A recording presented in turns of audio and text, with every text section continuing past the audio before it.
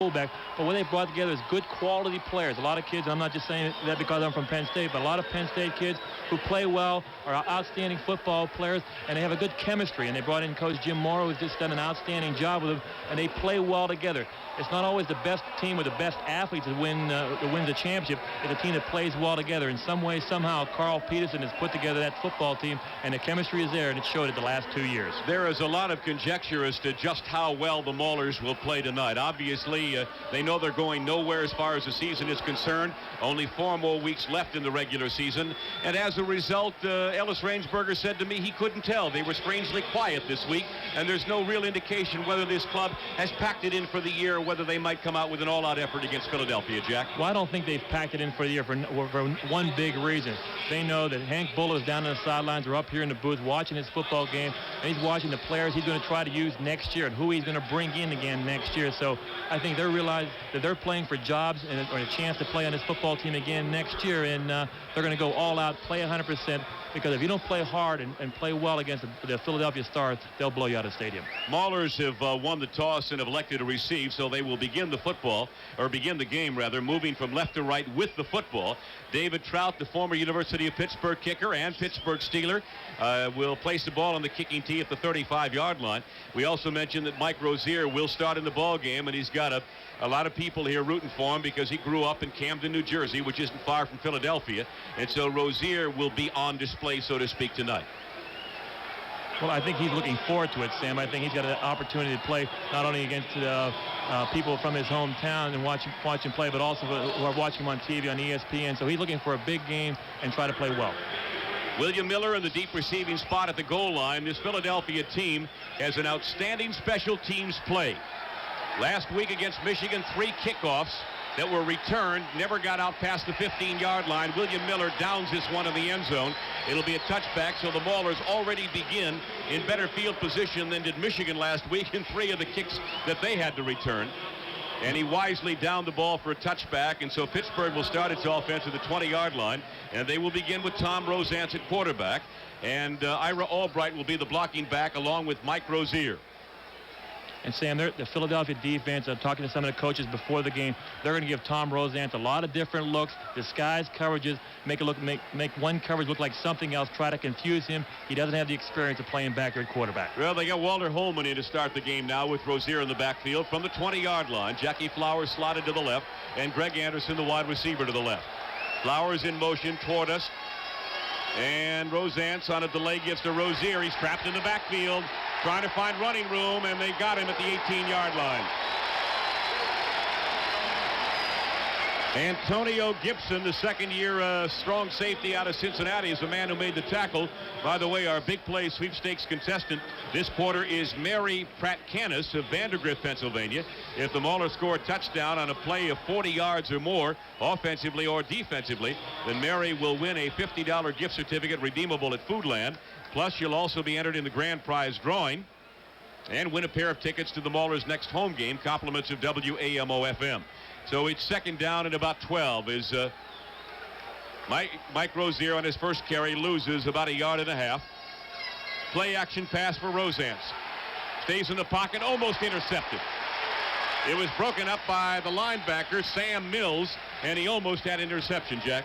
And Sam, looking at the first 2 plays, if anybody thought the Philadelphia Stars were going to take the Maulers lightly, a team at 3-11, on those first 2 plays, they gang tackled Mike Rozier on the first play, a sweep to the right side. This time, going after the football and stripping it with Sam Mills. That defense is fired up, and I think they want to make sure they don't give up more than 11-point average that they've given up. So it's third down now and about 12. And Johnny Durden in the lineup. He is split wide to the left. Jackie Flowers to the right, and now Greg Anderson is slotted to the left. And the lone setback is Mike Rozier, and Tom Rosance, the quarterback. He's back to pass, now having to roll out to his right. Some pressure on, throws the ball downfield, and it's caught at the 28-yard line. But it's shy of the first down. The catch made by Greg Anderson, and he was tackled immediately. So it's shy of the first down. It'll be 4th down for the Maulers. They'll have to punt the ball away. And that time, George Cooper, the right outside linebacker, on its zone defense that the Stars played so well, came up and really stopped Greg Anderson about 2 yards short of the first down and gave him a tremendous hit right at the 28-yard line.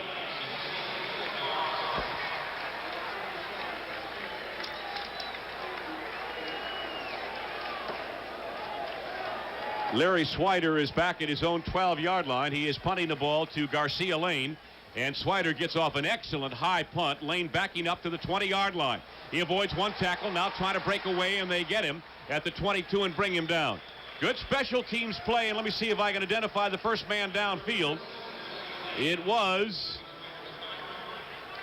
Johnny Durden. And Durden is a man who eventually made the stop, a 50-yard punt and a 3-yard return as Lane got away momentarily, but he just could not shake free.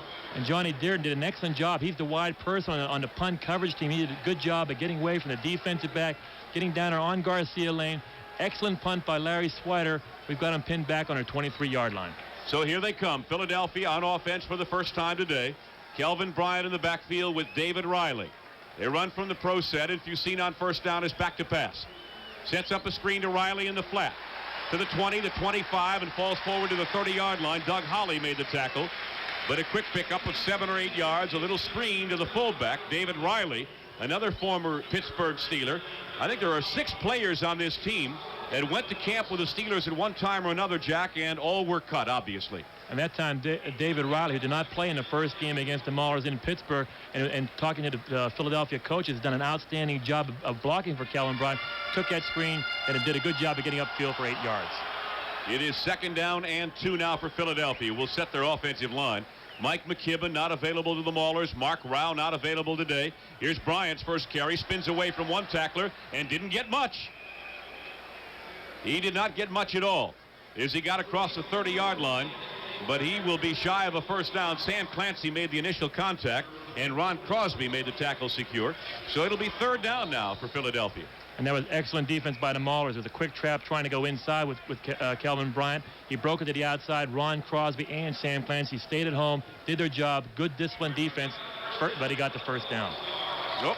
I guess they did. He got enough penetration. I thought he had got stopped shy of the line of scrimmage, but they give him enough yardage for the first down. So Philadelphia now running the ball from its own 33-yard line, and Clancy is out of the lineup. Ike Griffin is in. Sam Clancy nursing a bruised shin for a number of weeks now, and here's an inside handoff to Bryant. They got him trapped. He got away for a couple of yards over the 35 to about the 36-yard line. Ernest Adams there to make the stop. But even when it seems like you've got Bryant trapped, Jack, he gets away for 3 or 4. He does a good job of reading his blocks. That time the play was designed to go to his left side, our defensive right. He saw it was clogged up. He turned back against the grain and got 3 or 4 yards where really he should have been stopped at the line of scrimmage. Philadelphia does not spend much time in the huddle at all. Fusina has him out and set to go with 15 seconds to go on the 30-second clock. They've got Collier wide to the left and Scott Fitzke to the right. Play action pass. Fusina wants to throw the ball. He's chased by Griffin, delivers the ball to the 40-yard line, a completed pass, and that'll be 3 yards shy of the first down. The pass was complete to Kelvin Bryant, and the tackle made right there at the 40-yard line, so it'll be a 3rd down situation. Mark Harper had the coverage. And that time Fusina wanted to go upfield. Ike Griffin was putting some pressure on from that left end position, put some pressure on Fusina. He dumped it off to Bryant. That's another example of Chuck Fusina not throwing the ball up for grabs, dumping it right off to Bryant for a couple of yards. So Fusina brings him out again in 3rd down situation. Fitzke goes wide to the right. And this time they slot Collier. And they bring on Tom Donovan as a 3rd wide receiver and 1 setback Kelvin Bryant. Fusina, quick pop over the middle, complete for the first down across the 45. And it's caught by Herbert Harris, first-year receiver out of Lamar, and that's just enough for a Philadelphia first down as they cross the 45-yard line. And so Philadelphia with that very controlled offense, the Joe Pendry offense. Of course, he was the offensive coordinator here last year. And that time, Troy Hill had the coverage. He comes in the game on 3rd down situation. What Troy's got to do, he's got to settle, not give ground against the receiver, not let him catch the football. You got to drive to the receiver and break it up. That time, you let him catch it and get the first down. This is a very big offensive line Philadelphia has. Here's Fusina on first down. Play action pass again, looking over the middle, throws the pass. It's caught. First down into Pittsburgh territory, and the catch is made by Willie Collier, the former Pitt star. And Mark Harper again made the stop, but that's another Philadelphia first down as they reach the Pittsburgh 43-yard line. And Fusina now going on the quick pops. And he's got so many different weapons, Sam. He can do so many different things. Run the football on first down, play action, drop back. He can roll out. Right now, our defense really does not know what he's going to do. They're playing a little bit soft right now, not rushing the passer very effectively, and he's really got their offense under control. Philadelphia has had some difficulty with the weak sisters in the league this year, but they've had no difficulty with the quality teams. They blew out Birmingham. They blew out New Orleans. They blew out Tampa Bay. Here's David Riley for a yard, maybe 2 yards. Maybe 3 as he reaches a 40, and he's stacked up there by middle linebacker Ernest Adams and also Ron Freeman. Let's give him a gain of just 2 yards on the carry. 2nd down and 8. But they rise to the occasion, Jack, when they play the real good teams in the league. When they're playing the quality teams like the Birminghams and Michigan and so forth, they play very well. But what they do against the weaker teams in the league, they play good enough to win. And people say, well, they're a little bit lucky, but they make the plays in the 4th quarter, maybe special teams, a big play by Fusina. Somehow, some way they win. That's why they're 13-1. Collier is wide to the left, and Fitzke, who had that big day at Pittsburgh, is to the right. Fusina on a delay. Alan Harvin, first down, very close to it. I believe he's got it right at the 32-yard line. A little delay to the scat back, Alan Harvin, a second-year running back out of Cincinnati, and Jesse Johnson had to make the stop, but he is very close. He got another Philadelphia first down. And that time, they wondered whether he was going to run the football on first down, play action pass. That time, a draw. Our defensive linemen are up the field rushing. That's the reason why there was a big seam inside. Another first down for the Stars, and they're just moving the football at will right now on our Mauler defense. Stars are 17-point favorites in this ball game tonight at the Vet in Philly. And it's interesting to note that only once, despite their very poor season, only once have the Maulers lost by 17 or more, and that was to Houston when they lost by 21. But Philadelphia favored here by 17. Fusina to pass. Has all day. Now they got some pressure. Fusina running for his life. 35, 30, 25, and out of bounds.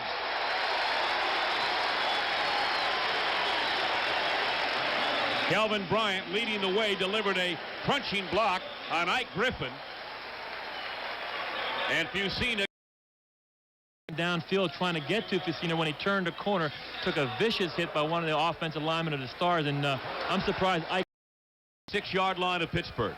Chuck Fusina gives to Bryant, nothing, maybe a yard as he dives to the 25. So Archie Reese spearheading this drive along with Sam Clancy and David Graham. It'll be 3rd down and about 3 now, and the Maulers in a very big situation here. Philadelphia, as they do so often, has taken their first possession and driven it right down the throats of the Maulers. We have under 6.5 minutes to play first quarter, no score, and the Maulers would love to force them to settle for 3, Jack. Sam, there's no question about it. We'd like them to hold them right now on 3rd down, force them in that field goal position. I think it would be a moral victory for the Maulers, and this is a key play right now on 3rd down. Rodenberger is the wing to the right. They've got their power formation, and they give it to Bryant, and there's a whistle. And the play stopped just as Bryant got the football. And there's still time left on the 30-second clock. Maybe illegal procedure against Philly. It is indeed. The offense. 3rd down. Our referee tonight, by the way, is Bill Parkinson, David Foley, Hayden Terry, Lawrence Hill, Don Gassaway, Grover Clemmer, and Wesley Ward, the rest of the crew. Those are the easiest names of any crew we've had this year. And so far, no flags out here, except for this is the first one on an illegal procedure. I think one of the offensive linemen moved by the Stars, and they don't make many mistakes on 3rd down and 4. Now it's obviously a passing. It's a passing situation. They got their wide receivers in the game, and 3rd and 8, and I think our Mauler defense might rise to the occasion right here. Troy Thomas now on the defensive line. They got 4 down linemen. 2 linebackers in the nickel back. It is 3rd down and 8 for Fusina from the 30. Chuck is back to pass. All day has a man wide open at the 15-yard line. It's 1st down. And the catch is made by old reliable Scott Fitzke, who burned the Maulers back in Pittsburgh with 8 catches for 177 yards and 3 touchdowns. And he's just a tough man to hang on to. And Mark Harper had the single coverage. Mark Harper had the coverage with a crossing pattern by Fitzke across the middle. But really, our defensive lineman, without Sam Clancy there, did not get off the line of scrimmage. That offensive line held them out. Fusina had all day to throw. There wasn't a Mauler within 4 or 5 yards of him. 17 yards on the pass. It is 1st down Philadelphia at the Maulers' 13-yard line. Fitzke is now slotted to the left, and he goes in motion to the right. Now turns and comes. No, he did a jitterbug and continues the other way. And here's a pitch to Calvin Bryant. They're trying to string him out inside the 15 and out of bounds at the 11. And a penalty flag is down. And Mark Harper with a big hit on the other sideline. And a holding call, I believe, against Philadelphia. will set them back 10 yards. The referee threw the flag probably at the tight end, and we'll have to wait for the call. But Mark Harper, coming from the left corner position, did a good job at containing Calvin Bryant, upending him, and probably with maybe only a 3 or 4 yard gain. This penalty is really going to help the Maulers and probably throw them in an obvious passing situation. Bill Parkinson now placing the ball at the 24-yard Number line. 89 on the offense. First down. So the call indeed is against the tight end Steve Folsom. And it is now first down and 20 for Philadelphia, and they are just inside their own 24-yard line. Let's call it at 24 and keep it even.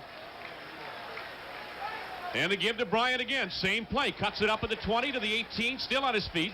Squirming for additional yardage to about the 17. So a good call on first down as they stay on the ground and get 7 of the 10 yards back. Doug Holly made the stop, the rookie out of SMU. And Ike Griffin. And no matter what points the Stars get out of it, if the Maulers stop them from getting a touchdown and force them in a field goal situation, it's really going to take its toll on that Mauler defense. They're really going to wear them down in the third and fourth quarter. You're not going to see our Mauler defense playing as well or giving up yards as grudgingly as it is right now. Clancy's got his helmet off on the sideline, Jack. That is bad news. He's just standing there and does not look like he's ready to return. Second down, Fusina to pass. Now they got some pressure on him. He's running around back at the 30-yard line. Throws the ball, complete at the 20 to the 15 and out of bounds. It was caught by Tom Donovan, another former Penn Stater, and he was run out of bounds at the 15-yard line by Jerry Holmes. And it's very difficult to follow these very quick receivers of Philadelphia when Fusina's got time and he can scramble. And he does a good job of not running with the football all the time, but just getting away from pressure, getting outside the containment, giving his receivers time to go downfield and get open. Our defensive secondary, which has done a pretty good job. Jerry Holmes, who made the tackle on the other side of the field, he is our right cornerback. He followed the receiver all the way across the field. You cannot expect our secondary to hold up that long. It is third down and 12, so the Maulers have Philadelphia in their toughest position of the night thus far, needing a very big play, and Fusina doesn't like what he sees and calls a timeout. So with 4:37 to play here in the first quarter, there's a stoppage of play. We'll take a break and return to the vet in Philadelphia right after this. On this drive, Fusina is 6 out of 6 for 49 yards. He is the leading passer in rating in the Eastern Conference of the USFL with a rating of 107.8. I think, Jack, the only passer in the USFL with a better record is or rating rather is Jim Kelly out of Houston, and they just fire the ball all over the place. But Fusina has completed 65% of his passes, 28 touchdowns, and just 7 interceptions. What a remarkable ratio that is. And there's no question about it. He'll be the first guy to tell you it's his offensive line, which has given him great protection this entire drive all the way from the 23-yard line. Our defensive linemen have a tough time getting to him. We've got to get to him if we're going to be effective rushing the passer. It is third down and about 14. The ball at the 17-yard line. Fusina back to pass. The Maulers with just a 4-man rush. He throws it down the sideline, and Fitzke couldn't hold it right at the flag. Mark Harper was there, and there were a couple of people in the area. So was David Riley. And I wonder if somebody ran a wrong pattern. Fusina got it onto Fitzke's hands, but he couldn't hang on, so it's fourth down. And the Maulers now feel fortunate that they've held Philadelphia from a touchdown. And now the best thing that could happen was somehow to either block David Trout's attempt at a field goal here or have it go awry. Trout is 19 out of 29 this year. He has been exceptional from close in. This will be an attempt of 34 yards. And from this area, he is 5 out of 7. Here's the placement. The kick by Trout is up, and it is good. So with 4.5 minutes to play in the first quarter, the Philadelphia Stars have drawn first blood. It is Philadelphia 3 and the Maulers nothing. We'll be back with Philly's kickoff right after this. Is that he has injured his ankle or re-injured it, and it's giving him some trouble in this football game. He may or may not return to the lineup, but as I indicated, he was standing rather dejectedly along the sideline after playing about 5 plays in that series and had to come out. Johnny Durden, William Miller, Mickey Sutton in the deep receiving positions. Here's a squib kick by Trout. It's fielded up, gets by Miller, and goes out of the field of play. So Trout hit a line drive this time after driving one high in the air the first time. And it's the same result. A touchback, and it'll come out to the 20-yard line. And that's where the Maulers will put it in play. So Philadelphia drives the ball downfield and has to settle for a field goal, and I'm sure they're not particularly happy about that, Jack. There's no question about it, but I think they feel their defense will get the ball right back for them. That defense is so fortunate with David Trott. That time he was very fortunate to get the ball in the end zone, but they start at the 20-yard line all the time, and any team that drives 80 yards and scores a touchdown against the Stars have got to put together a lot of good plays. Most teams throughout the year have not been able to do it. One thing, of course, the Maulers can ill afford to do in this ball game tonight is go 3 downs and punt and do it with any kind of consistency. They've got to keep the football. If they give Philadelphia enough chances, obviously Philadelphia can run the score up in this game and run it up very quickly. I would remind you that the last time they met, Philadelphia led only 6-3 at the half, and the Maulers were hanging tough even though Philadelphia had outplayed them in the first half. And the fact of the matter is Philadelphia won the game on the passing combination of Fusina and Fitzke. But as you remember, Jack, Billy Yancey, who is no longer with the Maulers team, had some excellent coverage on 2 of the 3 catches by Fitzke for touchdowns. The 2 of the catches looked like one of them looked like Fitzke might have been out of bounds. It was a very close call. And the other touchdown was really a busted play. Fusina rolling out of the pocket, got away from our rush, and we had a breakdown in the secondary, and Scott Fitzke was open down at the goal line by about 20 yards. So I think right now our secondary is playing a lot better in the last 4 or 5 weeks. Sutton and Harper have done an excellent job, and I think we'll play a lot better in the passing game. I'm wondering whether we'll be able to hold up against the running game. There are 8 changes because of injury from this Mauler team that lost to Philadelphia back on March 24th. And 8 out of your starting lineup is what I'm talking about, and that is significant. And they are going to miss, certainly, for as long as they are gone, the likes of Mike McKibben and Mark Rao, both of whom have played very well for the ball club this year. So the Maulers now will try to operate from their own 20-yard line, trailing the Stars 3-0. They send Anderson wide to the left and Jackie Flowers to the right. And, of course, since Rosance has been in there, the Maulers not throwing nearly as often as they threw earlier in the year with Carano. Flowers and Anderson have not been nearly the kind of potent weapons that they had been earlier. Rozier burrows his way into the line for about 3 or 4 yards, and he stopped at about the 24-yard line. Let's give Mike a pickup of about 4. It'll be 2nd down and 6. Tackle made by John Bunting, the 13-year veteran out of North Carolina. And that time Mike Rozier just found a hole. I don't even know where he found it, but that defensive line from the Stars really came off the football. We didn't get that much movement, but Rozier found the hole, got 4 or 5 yards, a good play on 1st down. Scott Burris is the center. Don Corbin and Donnie Hickman are at the guards. Dubiago and Don Maggs are the tackles. At tight end is Kimichik. Play action. Rosance rolling to his right, delivers the ball complete to Holman, 35 and out of bounds. Very nice rollout as Holman took a blocker, or rather Rosance took a blocker out with him. He's rolled out to the right, and he waited till Walter Holman cleared and got the 1st down as he completed the pass up around the 35-yard line. And that time I think we really fooled the Star defense. Holman, we looked like out of the I formation, was going to block for Rozier. Play action pass. Rosance came out with a good fake to Rozier and came out, delivered the football to Walter Holman. A little bit behind him. Holman made the catch, and a big 1st down for the Maulers. They placed the ball right at the 36-yard line. I formation, Rozier the deep back, and Ira Albright the up back. And boy, Albright gets somebody on every play. Here's Flowers in motion to the near side. Behind Albright, Rozier running, dives forward for about 2 or 3 yards. Albright got pinned up at the line of scrimmage. He made his block, and he hit somebody very hard. It may have been Bunting right at the line of scrimmage, but Philadelphia pursues so well that Rozier had to crawl for a couple of yards. And that time Bunting, a smart, crafty old linebacker, went down low on Ira Albright. He didn't want to try to take him on high. He took him down low around his ankles and made Rozier cut to the outside, and that's where the swarming Star defense came and made the play. Gain of 3. It'll be 2nd down and 7. The Maulers trying to move the football now from their own 39-yard line. They've got some room with which to operate. Anderson wide to the left and Flowers to the right. In the I formation again, Rozier and Albright. 2nd back through is Rozier to the 40, falls forward to about the 43-yard line. It was a quick opener, and the hole was there momentarily, but it was closed equally fast by Glenn Howard, 2nd-year linebacker from Minnesota. So it'll be 3rd down and about 2.5. And for the 2nd time on a running play inside, Mike Rozier did a good job. The defensive line really came off the ball, over pursued a little bit. Mike Rozier picking inside, got about 3 or 4 yards, now 3rd down and 3. Kimichik comes out on 3rd down. Dubiago moves to tight end. And the Maulers shifting their offensive line around now. Have Joe Lukens in there and move Hickman over to tackle now. Somebody had to call a timeout. Sam Mills trots over to talk to Jim Mora. on the Philadelphia sideline. I don't know who that timeout is credited to. Rosance comes to our side. I think it's credited to the Stars. I think they were a little bit, Sam Mills was a little bit confused about the alignment with Dubiaga going to tight end. He wasn't sure about the formation, and he very smartly called a timeout. So while there's a timeout on the field with Philadelphia leading 3-0, we'll break for this. I mentioned that Sam Mills, the inside linebacker, called that timeout. I remember him from the last game, Jack. What an inspirational football player. 5'9", 225, a second-year linebacker out of Montclair State.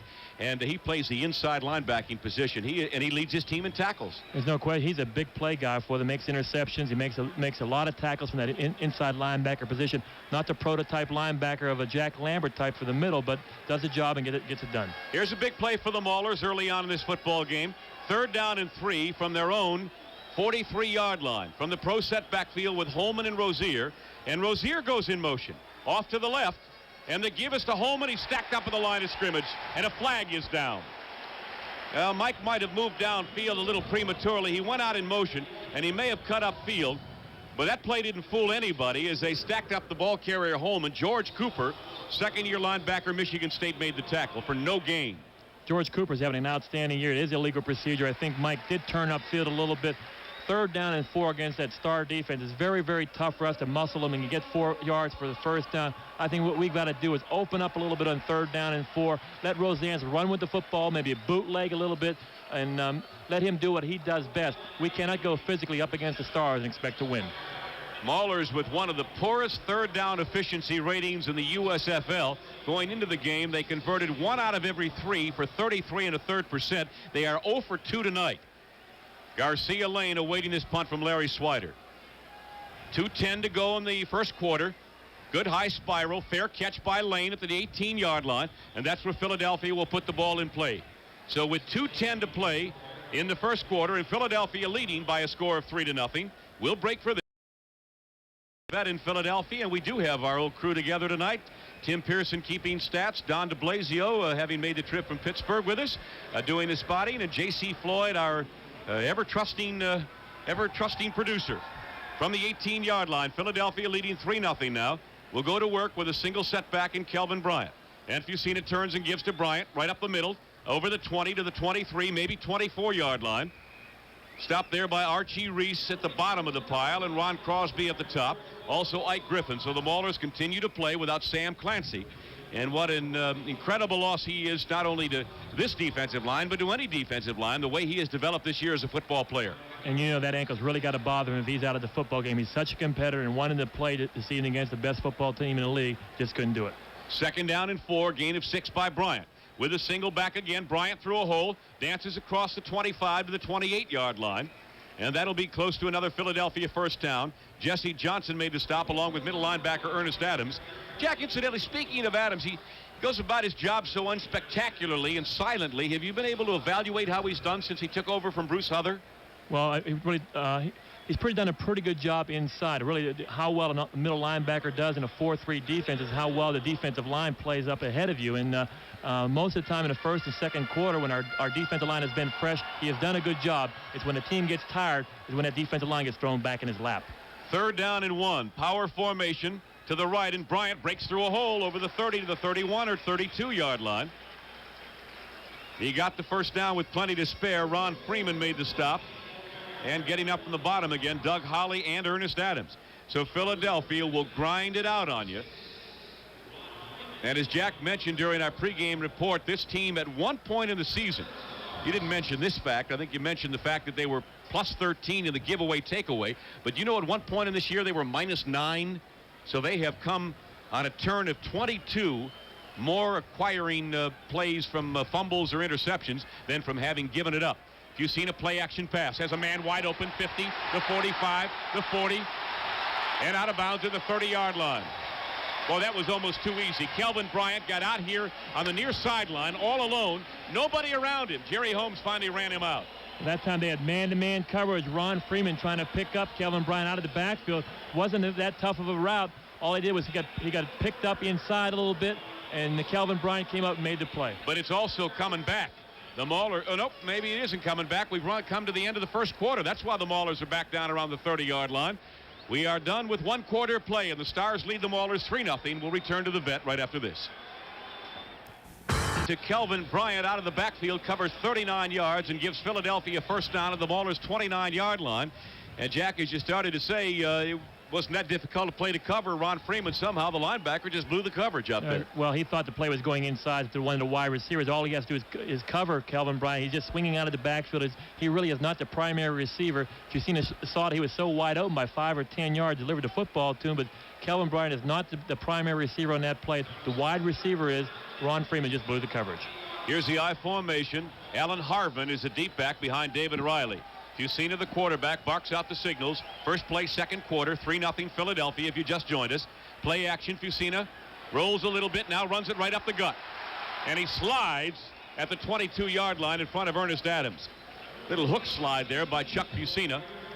So he'll pick up about 6 or 7 yards as he couldn't find a receiver open. Good coverage by the Mauler secondary. The Mauler secondary has done a good job. Just our defensive line cannot get to him. But Chuck Fusina, another reason why he's been probably the outstanding player in the league this year, he makes the right decision. People were covered downfield. He doesn't take the loss. He finds a crack in their defensive line and gets what should have been a loss, maybe 6 or 7 yards. Well, of course, the Maulers with 33 sacks during the course of the year. But if you take away Sam Clancy's 13, the rest of them have combined for a total of 20. And they just haven't had any pressure today. Here's a give straight ahead to the running back to about the 20-yard line. Then he is a bull to bring down. It took 3 of them, and he never went down. Kelvin Bryant in the grasp of Ron Crosby, the linebacker, Jesse Johnson, Mickey Sutton, and 3 of them had to stop his forward progress right at the 20-yard line. What the Mauler coaches were telling me before the football game that Kelvin Bryant probably running the best he has in the last 4 or 5 weeks. He's showing it today. He always breaks the initial tackle right at the line of scrimmage, struggling for that extra yard, and that time it took 3 or 4 people to finally stop him down around the 20-yard line. He needed but 8 yards in this ball game to go over the 1,000-yard mark again this season. Obviously, the 1,000 circle is not so charmed in the USFL because they play 18 games.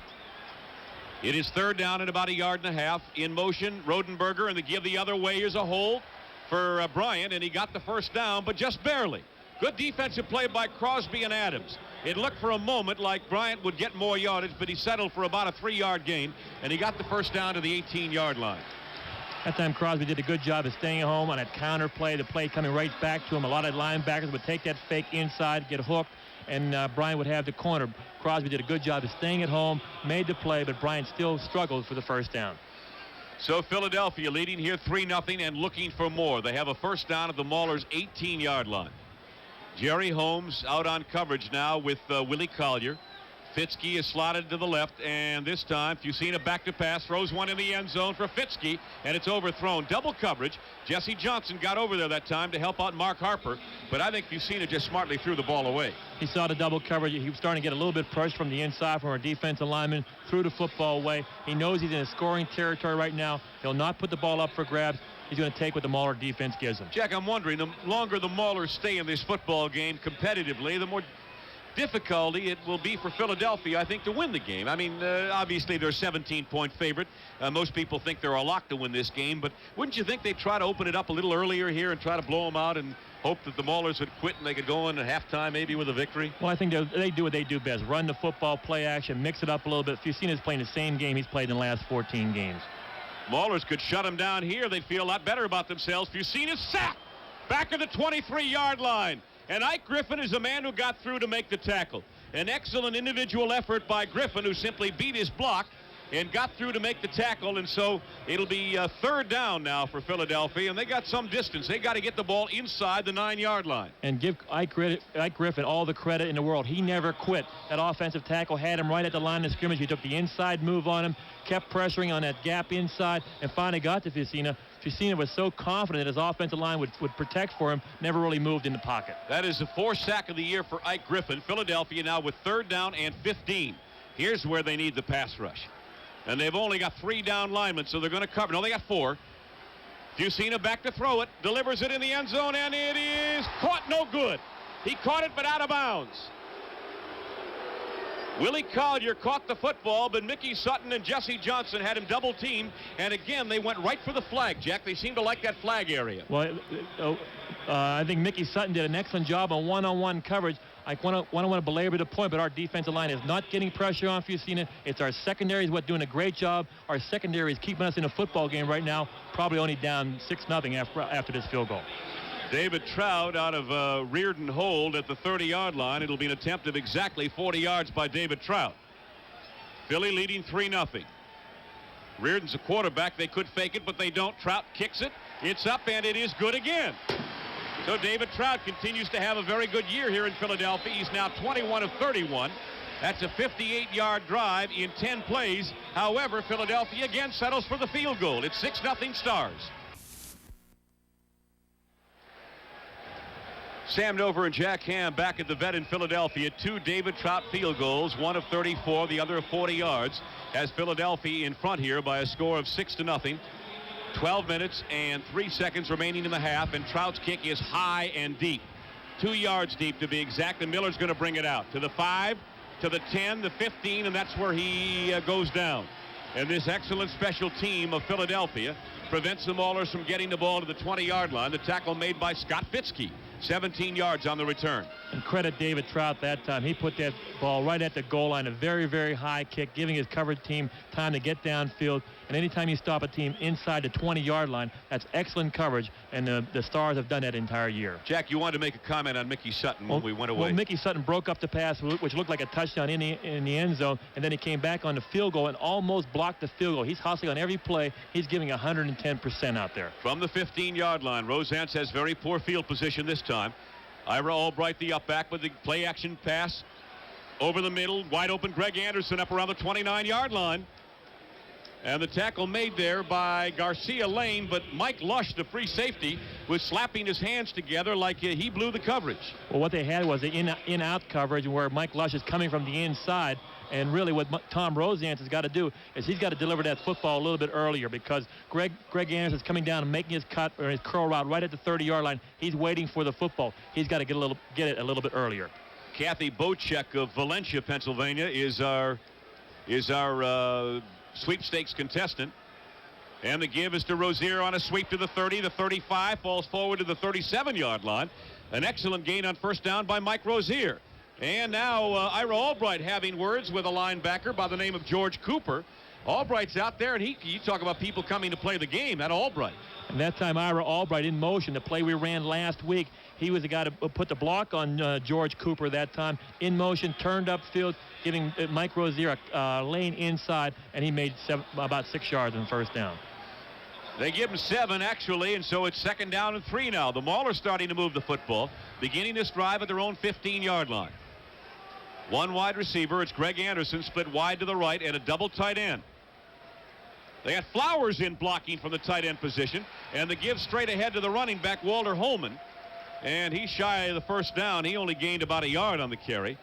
He was cut down right at the 39-yard line, so it'll be 3rd down for the Maulers now, and about a yard to go to keep the football. Actually, they got almost 2 yards, Jack. And the injury that really hurts us in this football game is Mark Rao. Mark Rao goes from a tight end to a wide receiver for the Maulers without substituting. That way we keep the substitution in order. A team doesn't know what we're going to do on offense. With Al Kimichik in the game, we have to substitute on 3rd down. On 2nd and 3, the Maulers went with a double tight end. On 3rd and 2, they go with receivers and flip it to Rozier, who got the first down all on his own. He had one block out in front. Maggs was out there trying to help him out, but for the most part, Rozier was on his own, and he got the first down on 2nd effort. And one more time, George Cooper has a hard time handling Ira Albright. He tried to take Ira Albright low that time, but all he did is submarine himself. Ira Albright really fell on top of him. Mike Rozier again cut back inside off that block, and Ira Albright's coming out of the game. But he's a player. He's enthusiastic out there, and he's a big reason why Mike Rozier got the first down. From the 42-yard line. I just got through saying he did it all on his own, and you tell me Albright's the reason. Now, it can't be both. Here's a throw, and he had an open receiver out of the right flat, and the receiver fell down. He tried to get the ball to Anderson.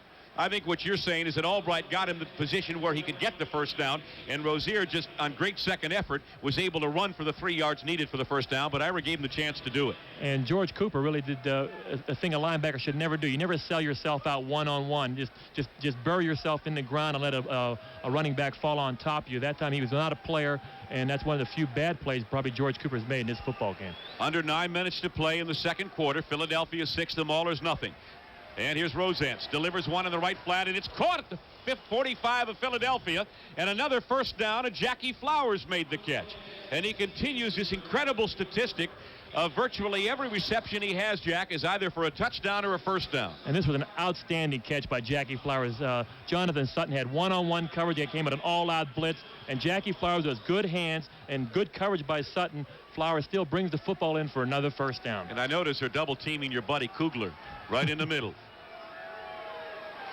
From the 45-yard line of Philadelphia, first time for the Maulers in Philadelphia territory. Here's a quick pop to Anderson at the 40 and the 37 and out of bounds. And he's wrapped out of bounds by Cooper and Garcia Lane. But that play also netted the Maulers 8 yards on first down. It'll be second down and a long 2. So on first down, they're opening up the offense a little bit here. And I think right now Tom Rosans is getting a little bit comfortable back there. He's reading the defense pretty well. They came with a blitz the time before that. He read it and got the ball off to Flowers. This time his zone defense. All Anderson did was hook it up and got 7 or 8 yards, and he's doing a good job with the offense right now. From the 37-yard line of Philadelphia, the Maulers with a second down and very long 2. Albright goes in motion, pitches to Rozier. Ira with a crushing block, and Rozier with a second effort could not get to the sticks. Boy, Albright is just running over people out there. He doesn't care who it is. The first man he sees, he runs into. In this case, it was a defensive back by the name of Antonio Gibson. And Antonio Gibson, being a smart defensive back, took Ira Albright on low again, but a defensive player cannot do that, and that's why Mike Rozier is being effective going to the outside. But they realize Ira Albright's in the game. They know he's the fullback, and they know he's 260 pounds. They're not going to try to take him on high, and when a defensive back is probably about 195 pounds. It is third down and less than a yard for the Maulers to keep the ball. This drive again began at their own 15-yard line. They're at the Philadelphia 35. An excellent drive by Rosans and company. Mills, who met him head-on at the line of scrimmage and just ripped Rozier backward. In fact, he lost a yard. And Sam Mills, I don't care if he's 5'9" or 4'9", he came in and made a tremendous hit on Mike Rozier, who's a physical running back, met him right at the line of scrimmage, and he probably lost a half a yard. And I think on fourth down, I think Ellis Rainsbury is going to think about this, but I think we'll probably try to go for it and keep his drive alive. So the Maulers call a timeout, and we'll return to the vet right after this. And what they're going to do on fourth down, and what they're going to do is try to run the football or pass it perhaps. They're at the Philadelphia 35.5-yard line. It is fourth down for the Maulers with 7:40 to go here in the second quarter, and the Stars leading 6-0. What do you call here, Hammer? Right now, even though we have Mike Rozier in the backfield, I think what I would try to do is go with a naked bootleg, the same type of play that Cliff Stout runs with Birmingham. I think their defensive line is going to be up on the line of scrimmage trying to penetrate, and I think it'd be a good opportunity to Rosans to fake it to Rozier and just bootleg it out, naked bootleg it out himself. This is the 10th play of the drive. They come out with receivers split left and right. And Rosans on a pitch to Rozier. And he knifes in and got the first down as he fell forward to the 34-yard line and inside it. And he got it just by probably the length of the football, but he got the first down. Let's pause 5 seconds for station identification. This is the Pittsburgh Maulers Radio Network. This is WAMO-FM in Pittsburgh. With Jack Ham, Sam Nover back at Veterans Stadium in Philadelphia. Under 7 minutes to play second quarter. And the Maulers convert on the 4th and 1. Get the first down inside the Philadelphia 34-yard line, Jack. And you got to give Mike Rozier all the credit in the world. He's the guy we want to use on third and short situation or fourth and short. And he had a break a tackle to get to that first down yard mark, and he just barely made it. They measured on the play, and he probably made it by half the length of the football. In the ironical part here is that they converted on fourth down longer yardage than on third down. And I talked about their third down efficiency earlier. They can't convert on third down, but they're doing all right on fourth down. And they had farther to go. Slotted to the left is Jackie Flowers. Now he goes in motion away from us to the far sideline, and a Mauler moves. Dan Dubiago, he made penetration into the secondary of Philadelphia, and that'll be a 5-yard penalty. And Dubiago pointing to somebody at Philadelphia, but they can move, Dan. You can't. Dan ought to look up the rules because First down.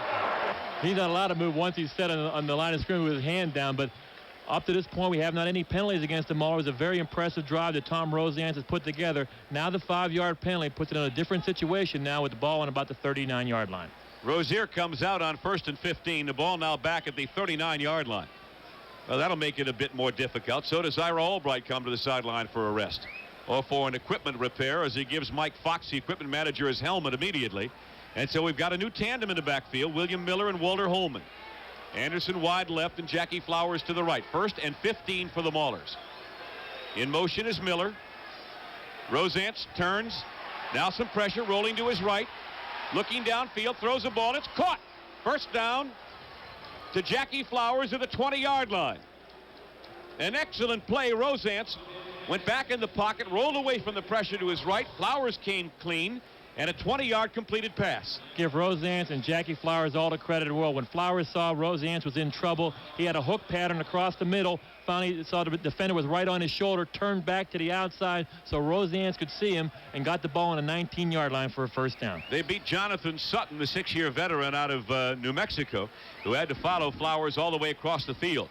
It is first down Pittsburgh at the Philadelphia 19-yard line. This is a very, very impressive drive. They have eaten up oodles of time on the clock here, and this is the 12th play of the drive. Trailing 6-0, the pitch to Miller. Hits the line of scrimmage, falls forward to about the 16-yard line.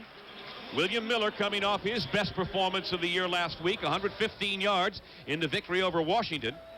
Tackle made by Buddy Moore and George Cooper, but a pickup of about 4 yards by Miller.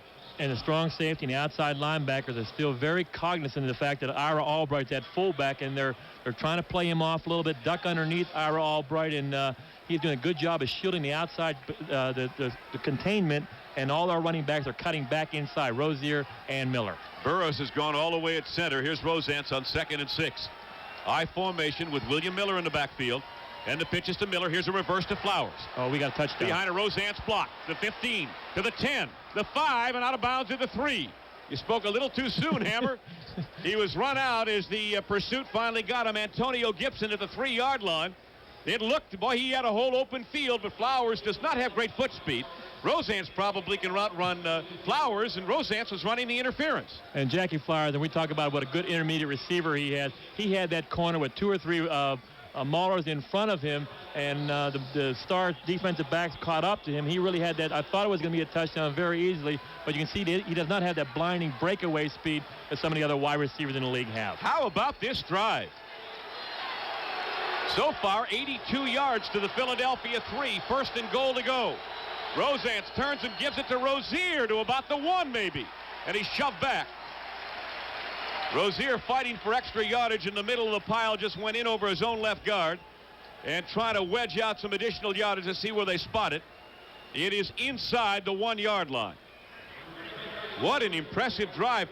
Maybe one of the more impressive drives of the entire year in light of the circumstances and the opposition. And a big play was Tom Rosance getting away from pressure and getting the ball down for a first down. It was 1st and 15. A play down to Flowers at the 19-yard line, which was a big play. Rozier in behind Albright, double tight end. 2nd down and goal. Rozier dives, and I'm waiting. No signal. No signal. He hit the goal line.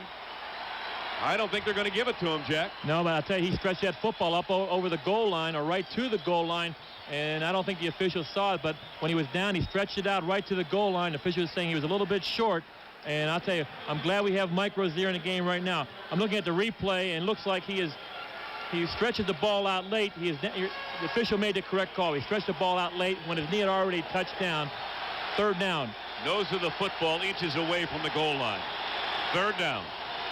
But the Maulers got to be in 4-down territory. They aren't going to settle for 3 out of this. Here's Rozier diving. Touchdown. Touchdown, yes, a late call from the near side. And the crowd thought they had stopped him again, but Rozier went over the pile for the touchdown, and the Maulers have tied the Philadelphia Stars.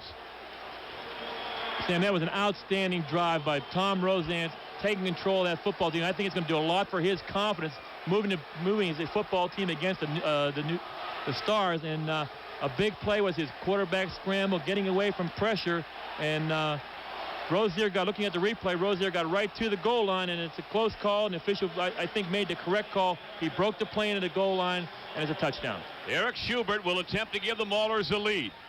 Swider holding the placement. The kick is up, and it is perfect.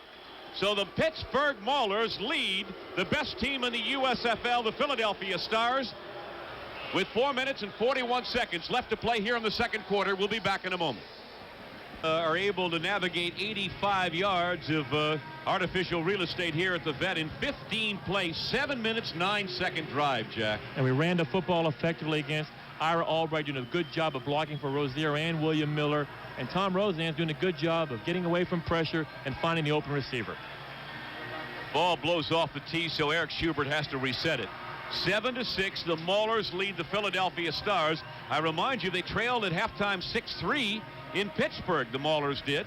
But here they have a chance to go to the locker room with a lead. Mike McCants in deep safety here. And Schubert sends a high kick. McCants 1 yard deep in the end zone to the 10, the 15, the 20, trying to get outside, and he's collared and brought down to the 21-yard line. Craig Walls is a man who ripped him down to the 21, and so that's where Philadelphia will go to work. And so Fusina and company come back on the field here in a 7-6 football game, and the Maulers leading. And our special teams did a good job. We got an excellent kick from Eric Schubert all the way down to the goal line, and Craig Walls coming down on a special team stopped him right at the 21-yard line. Good special teams by the Maulers the entire first half. Here they come out of it now. Their center is Bart Oates, George Gilbert, and Chuck Comiskey at the guards. Brad Oates and Irv Eatman the tackles. Eatman, the big All-American out of UCLA. They give it to Kelvin Bryant for about 3 yards. Bryant stretches himself out to the 25-yard line. He falls forward for 3 yards every time. And that's a sign of a great back. He got hit right around the 21-yard line, came inside, broke a tackle, and lunged up to the 24. And like I said, that's a sign of an excellent back. Rozier does the same thing on our side. Jack, I mentioned earlier that the weaker teams in the USFL have given Philadelphia enormous difficulty this year. They beat Memphis by a score of 17-9. They beat Washington 17-6, and they only beat San Antonio 20-14. But against the better quality teams in the league, they romp. Here's Fusina with all day. Has a man wide open down the middle. He catches the ball at the 48-yard line. That is another first down, and again it's Kelvin Bryant out of the backfield, and he's beating the linebacker. Mickey Sutton had to make the stop. That time he got in behind the linebacker. He's coming after they made that big play in the first quarter down to the 30-yard line of the Maulers. Now they're going to Kelvin Bryant out of the backfield. They realize their outside linebackers can't cover him one-on-one, and that time he got down to about the 49-yard line, and Kelvin Bryant is an excellent running back, but he's also an excellent receiver out of the backfield. Third catch of the game for Bryant. He is second on this club in receptions, or actually third behind Fitzke and Collier. Now here's Harvin trying to reverse his field, and Bryant it is, the 45, the 40, and they finally bring him down, but they had him trapped way back in his own end, but he reversed his field and got the first down. A nifty piece of running by Kelvin Bryant. And our outside linebackers that time, Ron Freeman on the outside, who's replacing Mike McKibben, has got to stay home. He can't over-pursue against a great running back like Kelvin Bryant. He's not going to help plays on the other side of the field. Ron Crosby and those people on that side have to make that play. He's got to stay at home. In case he cuts back against the grain, he's got to be there to turn it back in. Jerry Holmes made the stop, but not before Bryant picked up another first down at the Maulers' 40-yard line. Here's the give to about the 40-yard line. That was it. Ball carrier Alan Harvin, and he got maybe a yard inside the 40. But they gave Bryant a breather there after two successive nifty plays by the former North Carolina All-American. And last year's MVP in the USFL, Kelvin Bryant. And Ron Crosby on a blitz on first down had an opportunity to try to make a big play in the backfield. Couldn't make it on Harvin, missed him, tried to tackle him high, missed him, and he got back to the line of scrimmage. And we've got a timeout on the field as we hit the 2-minute warning with a score: the Maulers 7, the Stars 6. We'll be back. A division of Frank B. Fuhrer Holdings Incorporated. During that timeout, it looked like half the Mauler defensive unit came over to the sideline to talk with Joe Herring. Looked like a lot of the defensive linemen and linebackers are over there. Maybe the secondary, who's played pretty well in his first half, but has done a good job. They don't need a little coaching from the sideline, but the whole defensive line and linebackers were over talking to Joe Herring. I think he's a little bit upset. Second down and 10 now for Fusina. The 2-minute warning. Maulers leading the Philadelphia Stars 7-6. Would you believe it? Fusina with pressure from behind. Now starts to run, and he's trapped and brought down back at the 44-yard line. David Graham gets credit for the sack. Ike Griffin just missed him. In fact, I think it was Griffin who forced Fusina to step back up in the pocket, and that's where Graham nabbed him. And whatever Joe Herring told those guys on the sideline, it sure did work, but they came off the football that time. One of the few times they've gotten pressure on Fusina and dropped him for a sack, now back on the 43-yard line. 5.5 sacks on the year now for David Graham. So the Maulers defense playing tough, or attempting to. Third down and 14 for the Philadelphia Stars. At the 44-yard line of Pittsburgh, Fusina back to pass again. Looking downfield, pump fakes, now delivers one downfield, and it is caught at the 10-yard line. And to the 5-yard line, and finally at the 2, they whistle the play dead. And it's David Riley coming out of the backfield again. And the Maulers are getting killed on backs out of the backfield, beating the linebackers. And this time it wasn't the starting linebacker. This time it was Craig Walls, who has one-on-one coverage. Again, David Riley is not the primary receiver, but he has Craig Walls, who's an outstanding athlete, had him beat by 3 or 4 yards. And whatever they've seen in the Mauler defense over the last couple of weeks, they're going after the outside linebackers matched up on a running back, and so far it's been a mismatch. So the linebackers having their hands full. Otherwise, the Maulers have played extremely well in this half. And Sam, that was a third down play, third and about 14, and it was a big play for the Stars, and it really might break the back here. From the 1 yard line, Kelvin Bryant diving, and touchdown Philadelphia. I don't know about that. He had a good second effort, and I guess he got in the second time. He got hit when he went up in the air, but he got the touchdown, so Philadelphia has the lead right back again.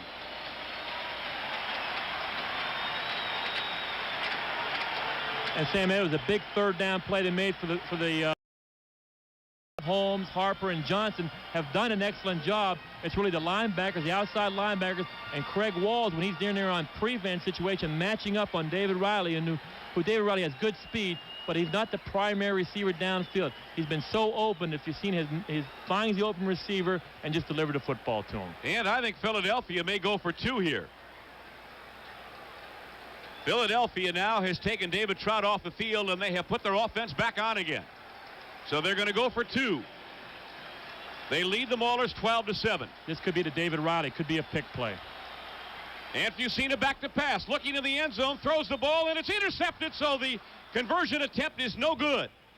It was intercepted by Howard McAdoo, a linebacker out of Michigan State, and so the Maulers are able to come up with a big linebacking play there, although they had failed earlier for the touchdown. And that time it was David Riley circling out of the backfield across the middle. If you've seen it going back to it again, this time the Maulers made the play, stopped them from getting a 2-point conversion, but really going back to that third down play, which really broke the back. The Maulers would have had the ball back, leading 7-6, and would probably going into halftime with that score. While we have a moment here, we invite you to test your sports knowledge in Burger King Sports Trivia Contest. Our question number 7 this week is, of the 4 major golf championships, which one has Arnold Palmer never won? We invite you to register by filling out the back of your Mauler ticket or at any one of the 46 area Burger King restaurants. The prize is a week for 2 at world-class resorts in San Francisco, California. The trip compliments of Travelex and Pan Am, Pittsburgh's Wings to the World. And the winner will be announced at the Monday, June 11th Maulers home game with San Antonio. That at 8 o'clock in the evening. Sam, what this does to the Mauler defense going into the locker room, they're going to be more conscious of the running backs coming out of the backfield. They're going to try to help the linebackers a little bit more in the second half, knowing they're getting beat by both Bryan and Riley, which might be opening it up for maybe Collier or Scott Fitzke in the second half. Under 1 minute to play, exactly 59 seconds. As Trout puts the ball on the kicking tee. So the Maulers have time here, and I believe they have 2 timeouts left, Jack, in the half? I think they have 2, and I doubt if Alan Rainsberger will continue the way he's been in the last couple weeks. He'll probably try to sit on it right here and just go to the locker room down 12-7. Hollis Payton, who was just signed last week, a rookie running back out of West Virginia State, is in safety along with William Miller and Mickey Sutton, and this kick goes into the end zone, so it's a moot point. It goes out of the field of play. Trout has driven some line drives over the heads of the Maulers' deep men, and so the Maulers will begin at their own 20-yard line. The clock, of course, doesn't start until the ball is touched. So the Maulers still with 59 seconds, Jack, and as you have suggested, Rainsberger has been conservative in these situations, and one has to imagine he would be reasonably content to go to the locker room trailing by only 5, although I guess you're never happy to be behind. There's no question about that, but looking on the sidelines, I'm seeing Joe Herring, the defensive coordinator, talking to Ron Freeman. He's really upset because he really feels his defense has played pretty well. He thought we could go into halftime only leading 7-6, and really the outside linebacker, he's got Walls down there and Freeman. He's talking to both of them right now, and he's talking to them very loudly. Here's Walter Holman, now the lone setback at the 20-yard line, and the give on a delay to Holman. Cross the 20 to the 25, and he falls forward to about the 26-yard line. So the Maulers will work on the clock here unless they can get some good field position very quickly, and by that I mean break off a big run, and then maybe have a chance to throw the ball downfield. But right now they're content to let the clock run down. 40 seconds to play in the half. Well, this has got to come as a surprise to some people. Oh, there's no question, but I think the Maulers have played extremely well defensively in the first half. They made a couple mistakes on coverage, which cost them big plays, but by and large, especially the drive that Rosance had. Here's Holman breaking into the open at the 40-yard line, and he got a first down up around the 43. Sorry to jump on you, Jack, but I thought Holman might have been gone there for a moment. Well, he did a good job of breaking a tackle right at the line of scrimmage, but with 23 seconds left to go in the half, as soon as they move the sticks up, I think the clock will continue. But right now, the Maulers have called a timeout. We invite you to stay tuned, of course, at halftime. Tony Giordano will have halftime highlights for you and other information. And then following the ball game, Tony will give a post-game report, and Jack will be in the locker room with his weekly locker room report from the Maulers dressing room. Well, I'm really impressed right now what Joe Herring is doing. He has every linebacker down there. He's talking to every one of them. He knows he only has 15 minutes in the locker room to talk to everybody. He's got all 4 linebackers down there talking to him right now, going over the mistakes they've made in the first half. Of course, we're happy again tonight to have along our Maulers radio network affiliates WMMN in Fairmont, West Virginia, WWZE in Central City, WDAD in Indiana, WBVP in Beaver Falls, WHJB Greensburg, WBBW in Youngstown, and WEIR in Weirton, West Virginia. Nice to have you all on our Maulers radio network broadcast. We're at the Veterans Stadium in Philadelphia. And we're about 23 seconds away from halftime with the Maulers trailing Philadelphia by a score of 12-7. I doubt if Philadelphia will change anything at halftime, Jack. This is the way they have played all year long, win, lose, or draw. There haven't been many losses or draws on this season for them. And in the third quarter, in the opening kickoff in the second half, they expect they'll get the football, and this is really where they really take control of a football game. But right now, the Maulers are in it, and I think if they continue to play the way they have in the first half, they got a good opportunity to get an upset.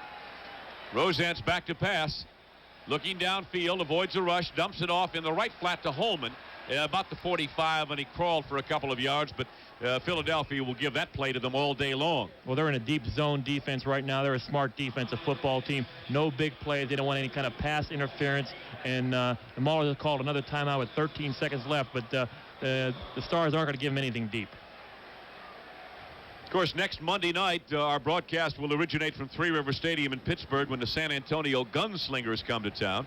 That will be a 7:40 start with the coach's show.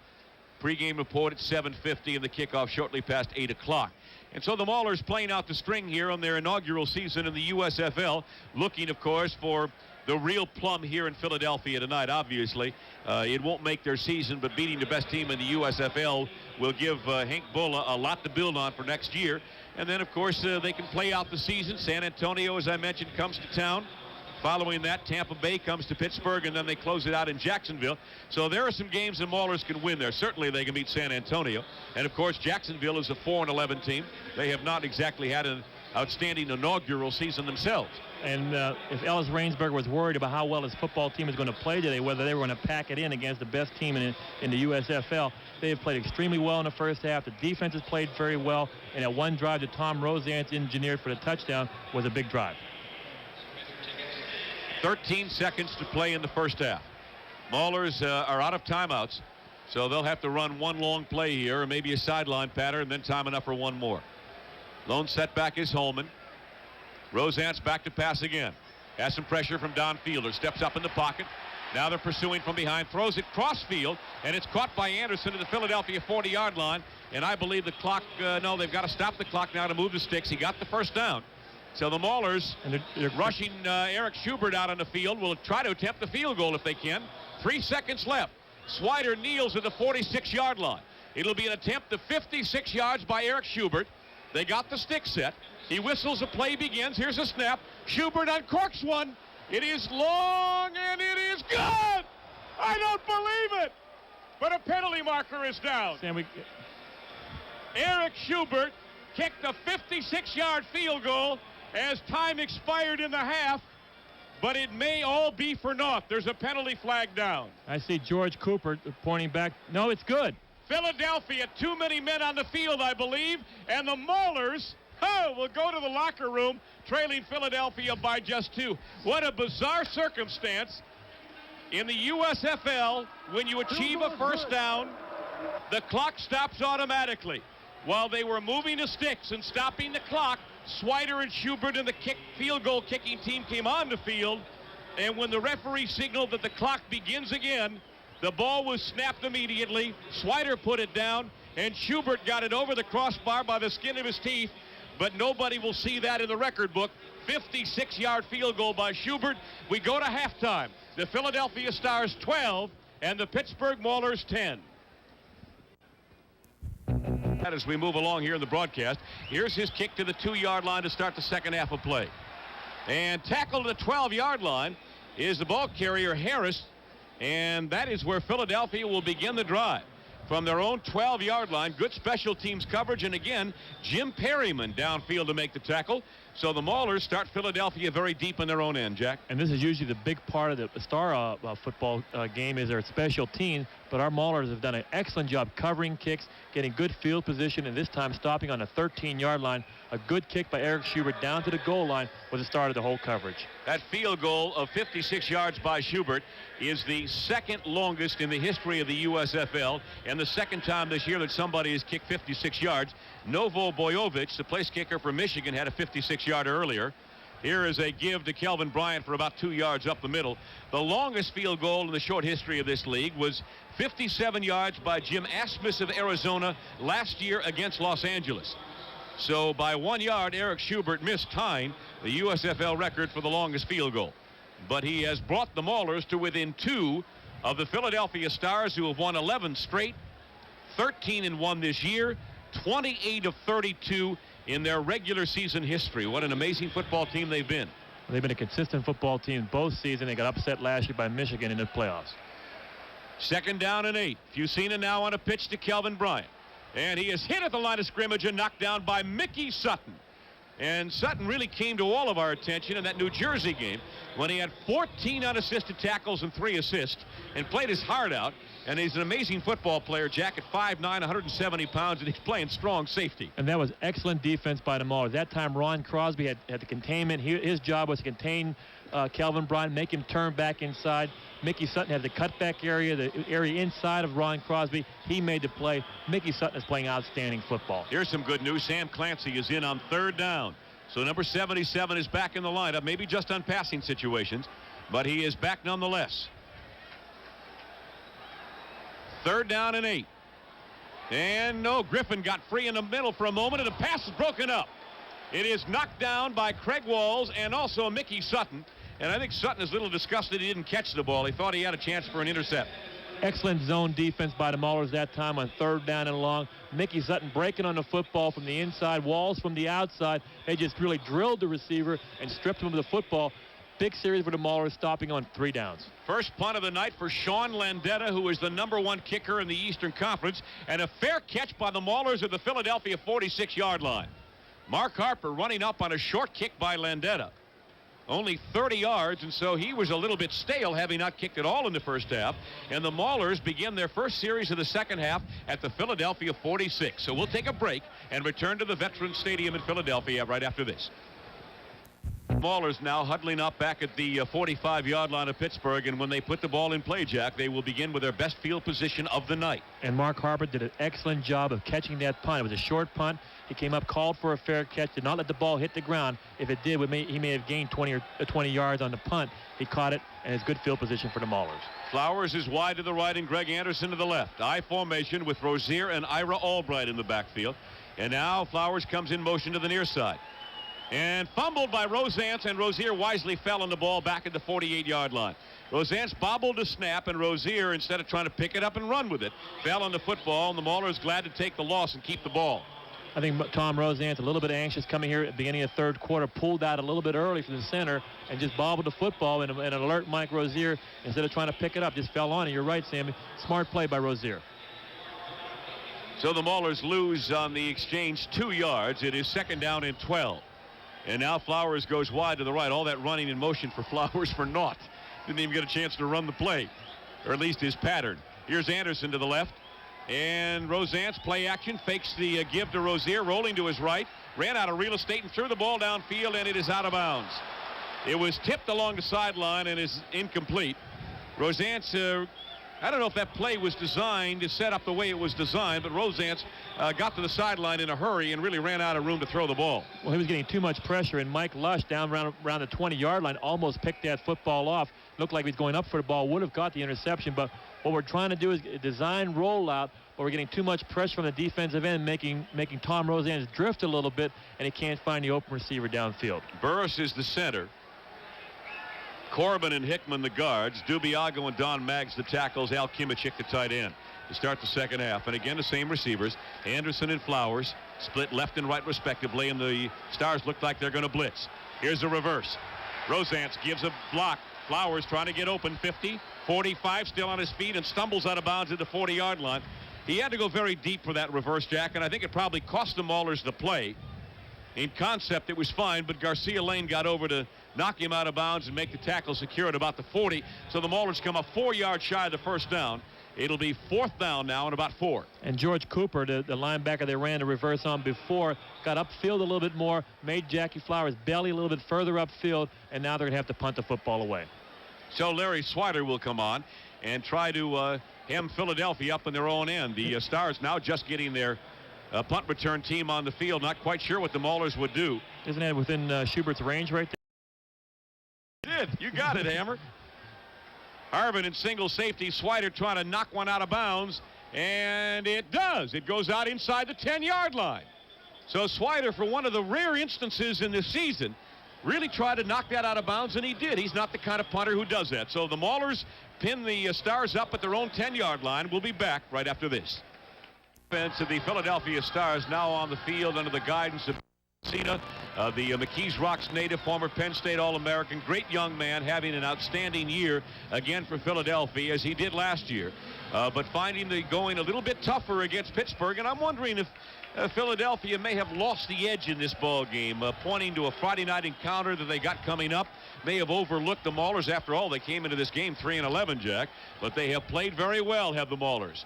Here's a give to Bryant, and he loses 2 yards. He was stacked up just as he got the ball. Ike Griffin was there almost at the time that Fusina handed the ball off.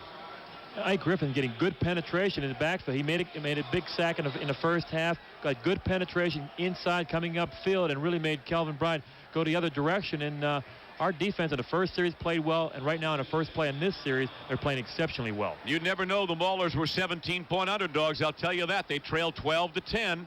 Early moments, third quarter. Philadelphia backed up now at their 8-yard line. Here's Bryant across the 10 to the 13, and the Maulers playing the run very well. Crosby made the stop. Jesse Johnson was there. In fact, there were 5 or 6 white-shirted Maulers around the football. So it'll be third down and about 7 now for Philadelphia. And they stay on the ground deep in their own end. It looks like Sam Clancy might be coming in the game on third down situation just for the pass rushing. They're not going to use him on first and second down. They'll use him here on third down and save him that way. So here comes Clancy in the game. And getting out is the big tackle, Archie Reese. From the 13-yard line. Fusina now with a slot to the left. And his favorite receiver, Scott Fitzke, out to the right. At least against the Maulers, he's been number 1. Oh, and he's sacked and he fumbles the ball. And they ruled he delivered the ball. Oh. They ruled that he had his arm in motion. He got smacked hard in the backfield, lost the ball. The Maulers covered it at the 2-yard line, but they're ruling that Fusina's arm was in motion, and there is an injured Mauler on the field, Jack. And there's an injured Fusina down on the field as well, and both trainers from the Stars come out. And excellent hit that time coming from the right end was Doug Holly. Doug Holly beat his man upfield and made the play. Sam Clancy gets the football. It's a tough call by the official. It looks like he really brought the ball down, and they called it an incomplete pass. But Chuck Fusina is down on the ground right now and talking to their PR people before the game today. That's one person they can't lose. But it looks like Chuck's up on his feet right now. Fusina's the first one up. It looked to me as if Griffin kicked Holly in the head. It just as Holly was racing for the loose football. I think Ike may have kicked Doug Holly in the head, and now Holly being helped to his feet. No, he's holding his shoulder. But he gets credit for having knocked the ball loose, and they say that Fusina was in the motion of delivering the ball, so it goes simply as an incompleted pass and brings around fourth down. And now Sean Landetta, number 1 punter in the USFL, will be kicking this one from his own goal line. And Sam, we're going to get excellent field position again if Mark Harper can catch his football and maybe get it upfield a little bit for the second time in a row. Maybe we can take advantage of this time and take the lead from the Stars. Landeta right at his goal line. And Harper is awaiting the punt at his own 45. Last time he ran up 10 yards and Fair caught the ball. And here's the kick by Landeta. This is a beauty. High spiral, great hang time. Harper Fair catches the ball for 38 and he's knocked down. He is knocked down and there's a penalty flag. He signaled for the fair catch and somebody, I believe the wide receiver Harris, ran into him. 50 yards on the punt, but there'll be 15 of it going back upfield for the Maulers, I do believe. And you don't see the Stars make this kind of mistake on special teams. He called for the fair catch, and now we're going to probably get another 10 or 15 yards for a personal foul, and we'll finally get back in the excellent field position after that unbelievable punt down around about the 38-yard line. Personal foul against Philadelphia, and it's being stepped off from the point of the infraction, the 37-yard line. It'll carry the ball into Philadelphia territory, and they'll spot it at the 47-yard line. Say roughness, number 20 on the kicking team. That's a first down. And that would be the first man downfield, who was Mark McCants. And the Maulers now with the excellent field position you were talking about, even though Landeta got off an outstanding punt. And usually the Stars are the people that make the big plays on special teams. Right now, the Maulers have done it the entire first half. Now we got good field position at the 47. 12-10, Philadelphia in the lead on a quick count to Walter Holman on a dive play off his own guard inside the 45 to the 43-yard line. Our big play sweepstakes contestant this quarter is Alfred Costanza of Charleroi, Pennsylvania. We're rooting for you, Alfred. The Maulers trying to hit on a big play here to wrestle the lead away from Philadelphia. They trail by only 2. We are under the 9-minute mark left in the third quarter.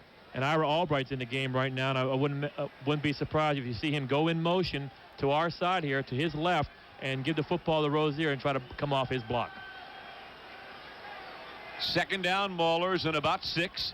Rosance on a pitch to Rozier behind Ira Albright. Puts the ball away. Tucks it up along the sideline inside the 40 to the 39, and he'll be about 2 yards shy of the first down. So Mike Rozier with a run to the outside for 4 behind big Ira Albright, who has just performed so admirably as a converted defensive tackle to blocking back. And talking to him last week in the locker room, in the locker room show, he was hoping they might put a play action pass in because he's worked on his hands catching the football out of the backfield, and he would just love to get a hold of that football. And I'm not sure too many defensive backs would try to bring down a 260-pound fullback. Yeah, but I don't think that Ira's hands are to be mistaken with butter. They are not exact. And now the Maulers, I believe, are calling a timeout here. Rosance couldn't get together on the play, so the Maulers spend a timeout with 8:11 to play in the third quarter, and we'll take a break from the Veteran Stadium in Philadelphia with the Maulers trailing Philadelphia 12-10. Welcome. Here we go again. The Maulers now have decided what play on 3rd down and 2. I formation, Albright in motion to give to Rozier against the grain, and he got the first down, I believe. He hurdled his way to about the 37-yard line. It all depends on the placement. I think the official immediately signals first down. So that time they sent Rozier in motion Albright in motion to the left, but Rozier went straight up the middle, Jack. Well, that time they've run the play so many times with him in motion going to the outside. This time I think what Mike Rozier is trying to find just that 2 or 3 yards for that first down. He saw the opening inside and took it, and really used Ira Albright really as a decoy that time, and the defense kind of overshifted a little bit that way. Nose of the football touching the Philadelphia 36-yard line. The Maulers trailing Philadelphia 12-10. Why do I keep confusing the score? It's not really hard. Sam, get in the game. Rosance pumps and delivers the ball out of bounds.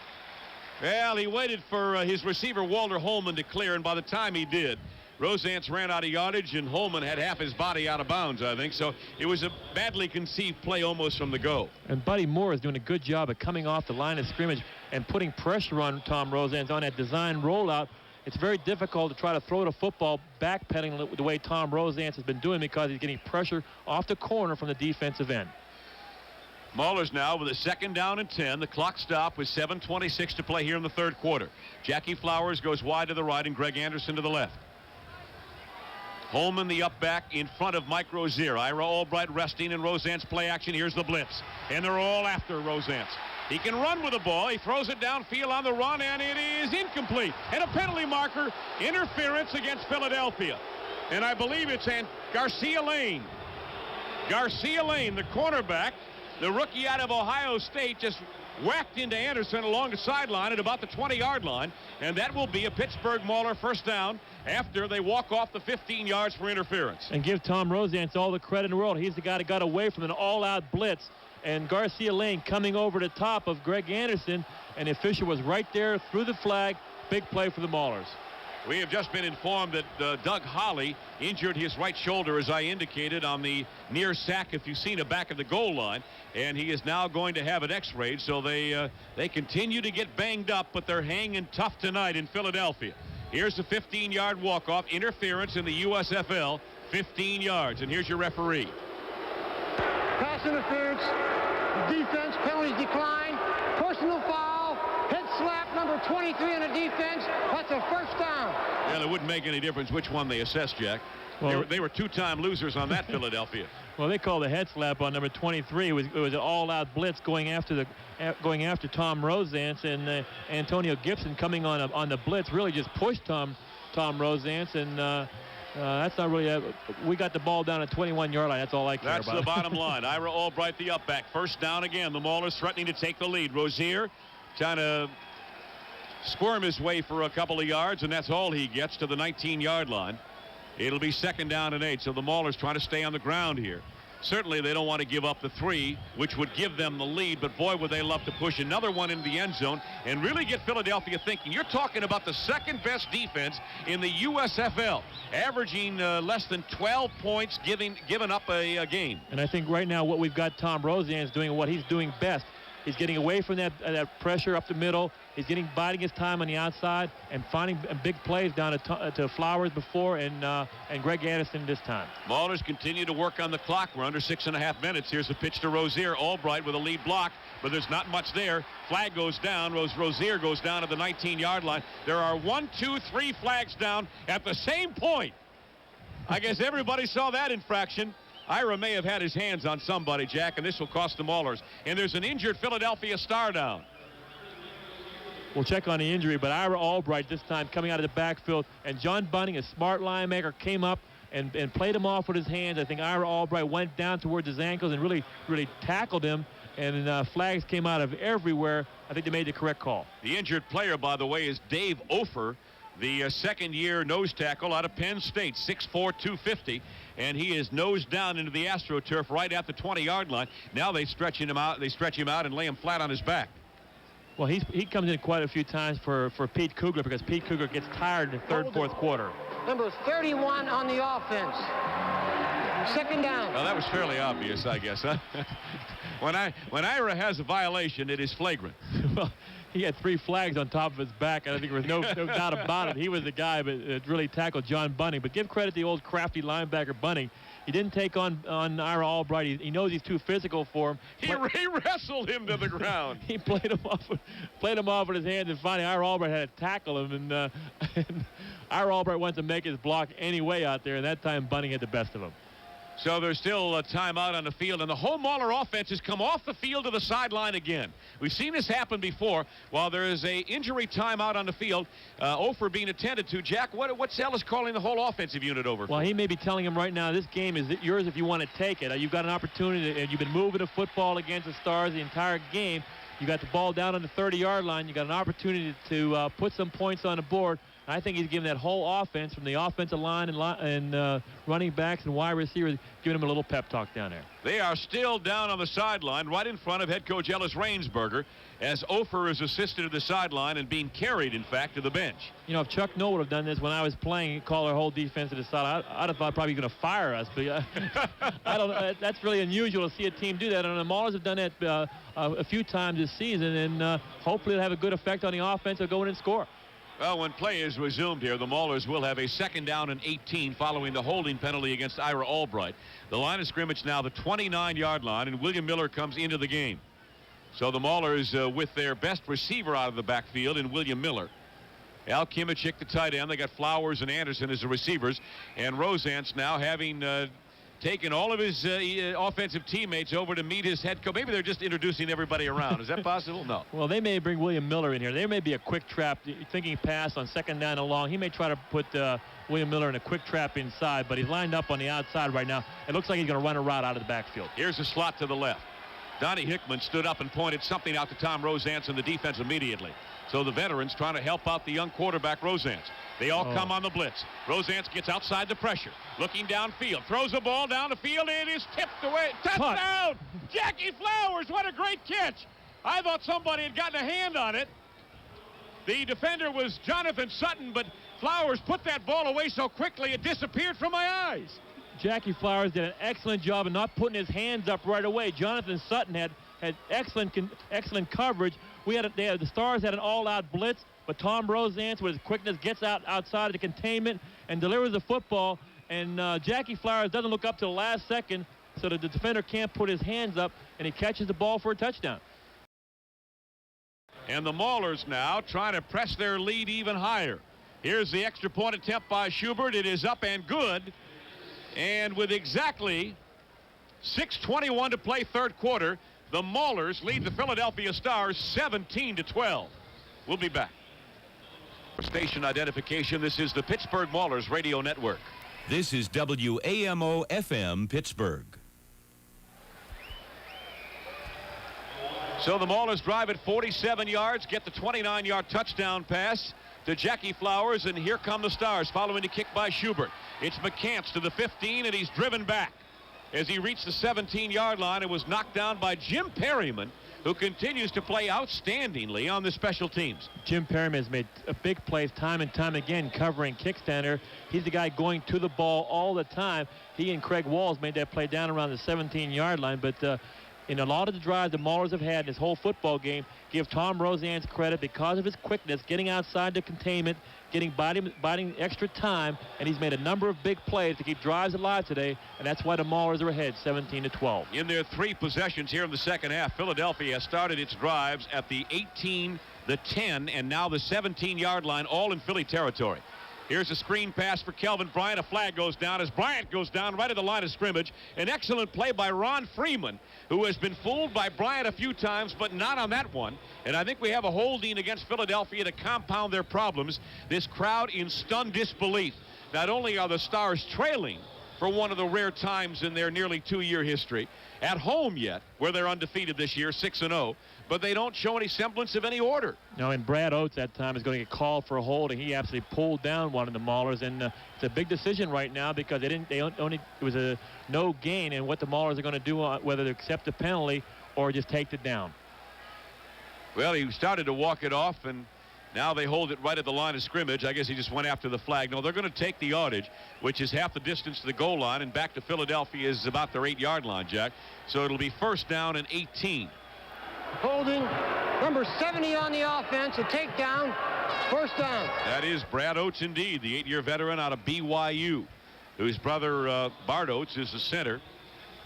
And you got to give Ike Griffin a lot of credit. He's playing outstanding defensive end position. He came off that football, and he beat Brad Oates up the field. Brad Oates had nothing to do. He didn't want to get Fusina hurt again, and really pulled him down for the penalty.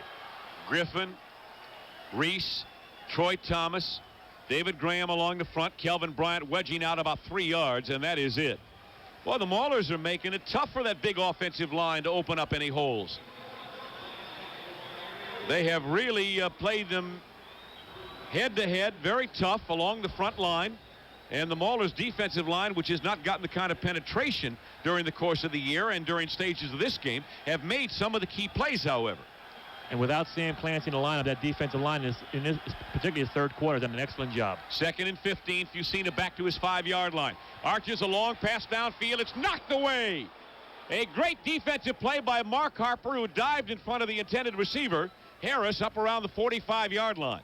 So it's 3rd down and 15, Philadelphia, and the Maulers defense just continues to play outstanding defense in the secondary. And Mark Harper, give Mark Harper all the credit in the world. He's expecting help in the middle by Troy Thomas. Troy Thomas never got there helping him out on Harris, but Mark Harper had excellent position, and he drove on the football and broke it up. He didn't get the help he thought he was going to get, but he had excellent position. Clancy in now on 3rd down, 3rd and 15. Sam used sparingly now with the ankle injury. Just rushing the passer on 3rd and long. Craig Wall's faking the blitz. Fusina, a little bit of pressure. And he arches a pass over the middle. It's caught at the 38. A great catch. What an outstanding catch by Scott Fitzke, who reached up with one hand to bring it in. Just shy of the 40-yard line, a first down, and I think he beat double coverage. Did he not, Jack? That time he beat Troy Hill again. And there's also a flag that's been thrown. I'll have to check on the flag, but Troy Hill that time lined up at the corner position on a nickel back situation and just let the man beat him up over the top. He didn't. Once Fitzke beats him up the field, he's got to run with him, make sure that he before he gets help from the safety that he has some coverage. That time he had no coverage at all, had him beat by 3 or 4 yards. 26 yards on the completed pass, and the referee Bill Parkinson now talking about a penalty. It would appear, if it's assessed at all, it'll be against Pittsburgh, because they have not even made any indication of bringing it back. Here he is. Nope, it's against Philadelphia. I never heard it. I don't know if he even spoke. It must be a dead ball foul, but Scott Fitzke made an excellent adjustment on the football. The ball was not thrown over his shoulder the way he was running. He turned back and made a good adjustment on the ball, caught it, and it must be a dead ball foul. Still a first down. Yes, it is. They are walking it off from where Fitzke was tackled at the 39-yard line, and they are walking off a 15-yard penalty back to the 24. Now let's hear the referee. Speak, Bill. You're on. Unsportsmanlike conduct, number 81 on the offense. It's first down and 25. I didn't see Fitzke do anything other than get up and try to run with the football again. He might have spiked the football, which may be one thing which you would call an unsportsmanlike conduct penalty, but I couldn't see it from here. I just saw him make an excellent catch right around the 38-yard line, and now they brought it back, and a big break for the Maulers. What did you say earlier? Who cares? The bottom line is that Philly's walking backward, right? They've got 6 penalties now for 69 yards. So Philadelphia pulling a self-destructing act, one that we grew accustomed to during the course of the year on the part of the Maulers, who so often, when they were competitive in a game, made a fatal mistake. Personal foul or an offside or an interference. But tonight they have gotten their act together, playing the best game of the year all around, and particularly in light of the injuries. And it's Philadelphia making the mistakes. And people like Ike Griffin doing an excellent job out there. Getting off the football, making big plays. Sam Clancy coming in on 3rd down. We got an opportunity to stop him over here. First down. Here's the first down for Philadelphia at their own 24. And if you've seen it, dropping to pass. Some pressure again. Archie Reese has him around the ankle. Down he goes. And there's a flag down at the 12-yard line. Sam, I think we'll decline this penalty. It's another holding penalty, but our defensive line is doing an excellent job of coming off the football. And I think another Mauler is down on the ground. Ike Griffin is a man who finally put Fusina on the ground, and Archie Reese is being dragged up by the shoulder pads by Jesse Johnson. He got up very, very slowly. Holding. But number 63 on the offense. The penalty is declined. That's George Gilbert, offensive guard. And as you indicate, Jack, the Maulers elect to take the sack and not the penalty. And they've got right now a second down and about 2 miles right now. And if the Maulers just play good, sound defense, zone defense in the secondary, I think they'll make the Stars punt the football. Philadelphia now, second down and 37. Don't forget, the original chain is up at the 39-yard line. They got to get to their own 49 for a first down. And Fusina pops one over the middle to the 27 and immediately knocked down with Scott Fitzke as Mickey Sutton put a shoulder pad in him and drove him into the ground. And the Maulers are doing a good job of playing that zone defense, giving the underneath route where they don't want to give that big play down to the midfield, which will give the Philadelphia a first down. That time they got the ball at the 28-yard line. Mickey Sutton coming on that zone defense really popped Scott Fitzke, and he almost gave up the football. You know, in our pregame conversation, Jack and I visited the Philadelphia radio team of Vince Papale and Harry Donahue, and we were telling them all about the ills of the Maulers. We share a booth right next to them here, looking at the glass, and they glance over every once in a while, thinking we lied to them, telling them all about the Maulers' problems. They look like the best team they probably have seen all year. Here's Fusina throwing one downfield, and it's caught but shy of the first down. A very, very good catch by Harris, who came back for the ball. Herbert Harris, a first-year receiver out of Lamar, and Fusina is injured at the 15-yard line. He paid the price for that completion, but they are 2 yards shy of a first down. The pressure came from Sam Clancy that time, playing just on third down situation, put pressure on Fusina, and it'll be fourth down and about 2, and we'll have to see what the Stars are going to do. But the trainers from the Philadelphia come rushing on the field immediately after Fusina goes down. They know how valuable a commodity he is to that football team. Jack, it goes without saying that we never wish any ill will on any football player. But by golly, it's nice to see the Maulers knock the opposition around a little bit and see them get up a little groggy once in a while. Yeah, our defensive line coming off the ball the way they are right now. Our secondary hitting people the way they did, Sutton did to Scott Fitzke the time before that. That's good, sound defense, aggressive defense, and the Maulers are playing probably the best they have the entire season. Sean Landetta back at the 32-yard line. He is punting to Mark Harper. And Landetta gets off an end-over-end punt. At about the 20, Harper signals for the fair catch, actually inside the 20, at about the 16-yard line. He's got a nice pair of hands, and he has become the primary punt returner on this ball club after the Maulers went through a half a dozen earlier in the year. But they have the ball back again, and they have the lead at 17-12.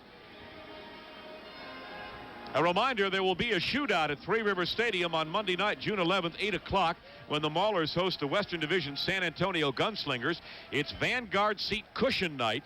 And the first 7,500 in attendance will receive a colorful Mauler seat cushion, compliments of Vanguard Real Estate, the official realtor of the Pittsburgh Maulers. Well, what do you think of this series, Jack? Back at your own 16-yard line. I think we'll continue to do what we've been doing, especially have Tom Rosance roll out when he wants to throw the football. When they blitzed him, he got outside of containment. When they get pressure from just the 4 people, he also has gotten outside. He's made big plays. I think we're going to do it again. And the crowd starting to get into the game. They're really getting pumped up now. They have been sitting on their hands for much of this night. Sam Mills trying to get the defense fired up, and they do the job on first down. There's absolutely nothing there for the ball carrier, who I believe was Ira Albright. His first carry, or was it Rozier? I guess Rozier, and now Mike hobbles toward the sideline, and Walter Holman replaces him. Rozier walking very gingerly. Albright was the ball carrier, and they tried to cross up Philadelphia, but to no avail. I didn't see how Mike got hurt on that play, but he's limping off the field right now. He's the eye back. I wouldn't even think he's involved in the contact at all with Ira Albright getting the football, but hopefully he'll be back in the game. Second down and 9. William Miller and Walter Holman in the backfield, and Rosance gives to Holman, and he squirms off his own right tackle across the 20 to the 22-yard line. It'll be third down and at least 6 now for Pittsburgh to keep the ball. And this crowd, although we haven't got an official count, estimated to be somewhere near 30,000, trying to get Philadelphia aroused. I think third down and 5 or 6 what we have right now. Here's where you'll see Tom Rosance rolling out a little bit. You're going to get away from the rush. You're going to try to get outside that containment, try to use that foot speed, and maybe if there's nobody open downfield, he may run with the football. Under 2 minutes to play in the third quarter. Pittsburgh 17, Philadelphia 12. And the Maulers can't even hear the count. And so Scott Burris goes back and asks the referee, this is a timeout, and it's charged to the Maulers. So it was Rosance who apparently couldn't get the signal straight or his play calling, and he had to use his second timeout. That is a very valuable commodity, and in a tight football game, the Maulers have now wasted 2 here in the third quarter. That's inexperience in a quarterback. What he should do is come to the line of scrimmage and tell the official he cannot call out his signals. He cannot have his wide receivers hear the snap count, and the officials would call a timeout. We wasted 2 timeouts here in the second half, and they may come back to haunt us later in the football game.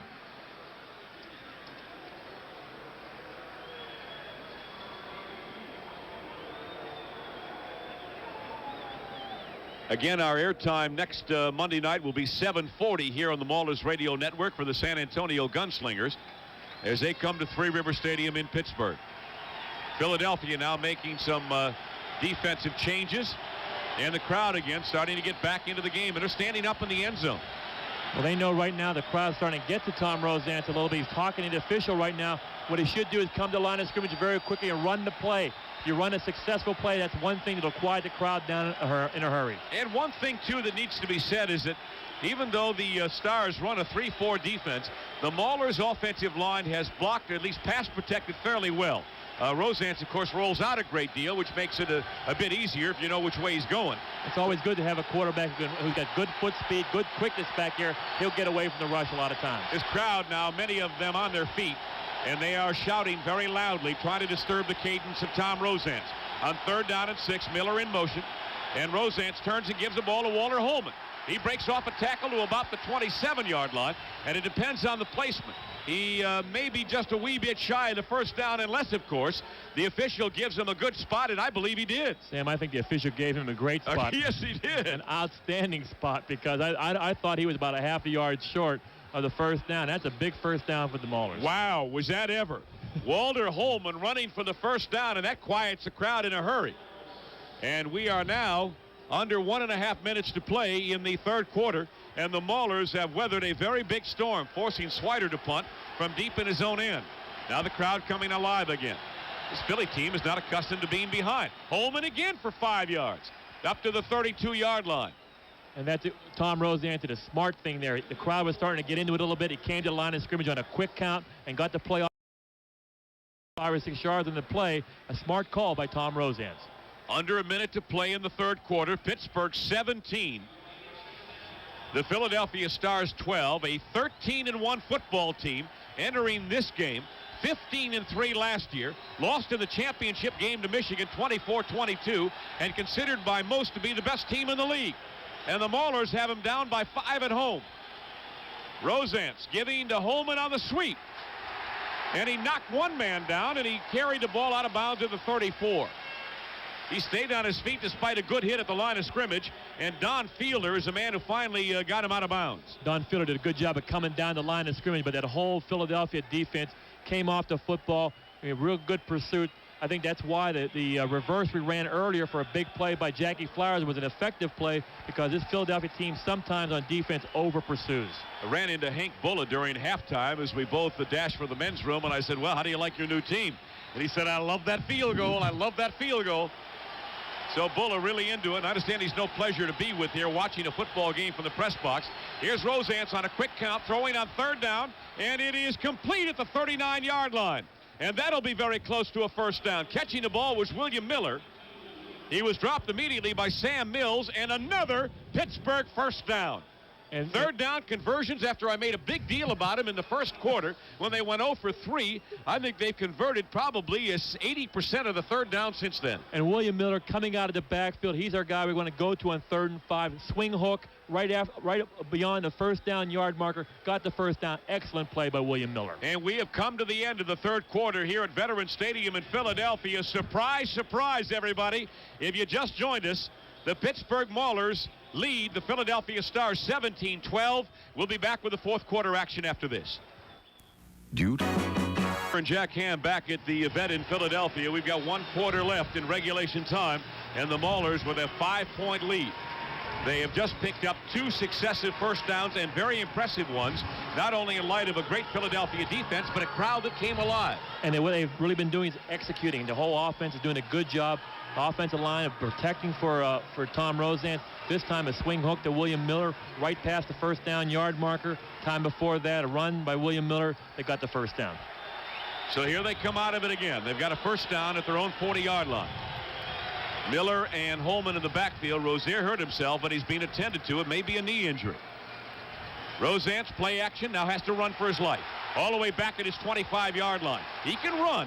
He throws the ball out of bounds. Rosance has got great foot speed. He's got great quickness more than anything else. And it's going to take a great defensive rush and a lot of pressure and a great deal of speed to sack him.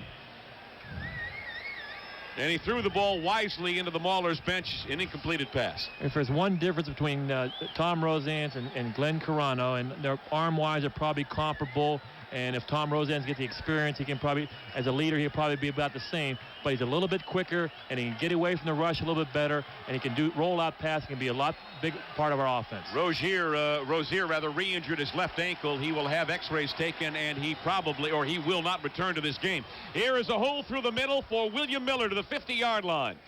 William Miller just darting through a hole in the middle, got it up to the 50-yard line, and another Pittsburgh Mauler first down. And the Maulers continue to move the sticks.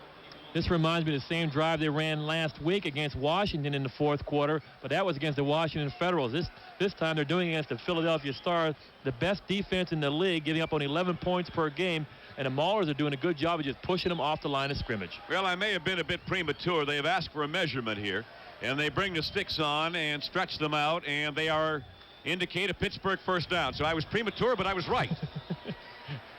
And our big play sweepstakes contestant this quarter, Mrs. Paul Schleiermacher of Berkeley Avenue in Pittsburgh. Also rooting for a Mauler touchdown on a play of 40 yards or more. A $50 shopping spree at Foodland and 2 tickets to the Maulers game, the next home game. From the 50-yard line, first minute, fourth quarter, Pittsburgh 17, Philadelphia 12. High formation.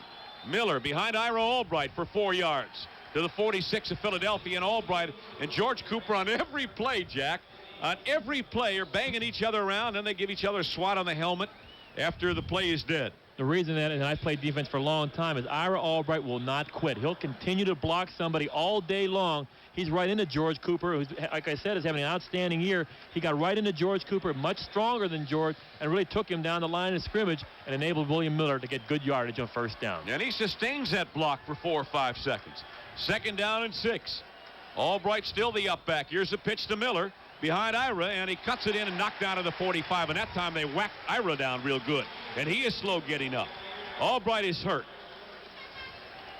The first man in made contact with Albright and knocked him down, and Ira being attended to. The gain was for a yard. It'll be third down and 5, and somebody really whacked Ira down. I think they double teamed him that time. They saw him coming. Well, Antonio Gibson is a strong safety. That is Ira Albright's responsibility. He's got to knock off the contained man, and Antonio Gibson coming up the line of scrimmage really cuts down Ira Albright. And I'm not sure if he didn't hurt his knee or his leg or whatever. He's down on the ground, and if Ira Albright is down on the ground, you know he's hurt. And just as I say that, he's up on his feet. Yeah, but he's going to be helped from the sideline. It is his leg. It's his leg. I think it's his right leg or right knee. And all the defensive backs and linebackers since the first quarter have been trying to cut Ira Albright all day. And Ira Albright has done a pretty good job of falling on most of those people. But that time, I think Antonio Gibson, the strong safety, cut his legs out from underneath him. And I think Ira Albright is done for the day. And he's in some pain, too. It'll be third down and 5 now for the Maulers. It was a pitch to Miller running to his right, and Albright had 2 guys to contend with. And he went down. Actually, nobody hit him. He went down by himself. And he tried to throw a block at an invisible tackler. Sam, that has happened time and time again. I know Charlie Wallace from the Dallas Cowboys blew out his knee on artificial turf. No one really hit him. He just trying to run on the artificial turf, caught a seam, and tore ligaments in his knee. And looking at the monitor on the replay, you're right. Ira Albright didn't really hit anybody. He tripped on the seam probably around the 40 or 45-yard line. No one hit him, and he went down. So there is a timeout on the field now at the 45-yard line of Philadelphia. The Maulers talking over their offensive strategy, and Philadelphia obviously doing the same thing defensively.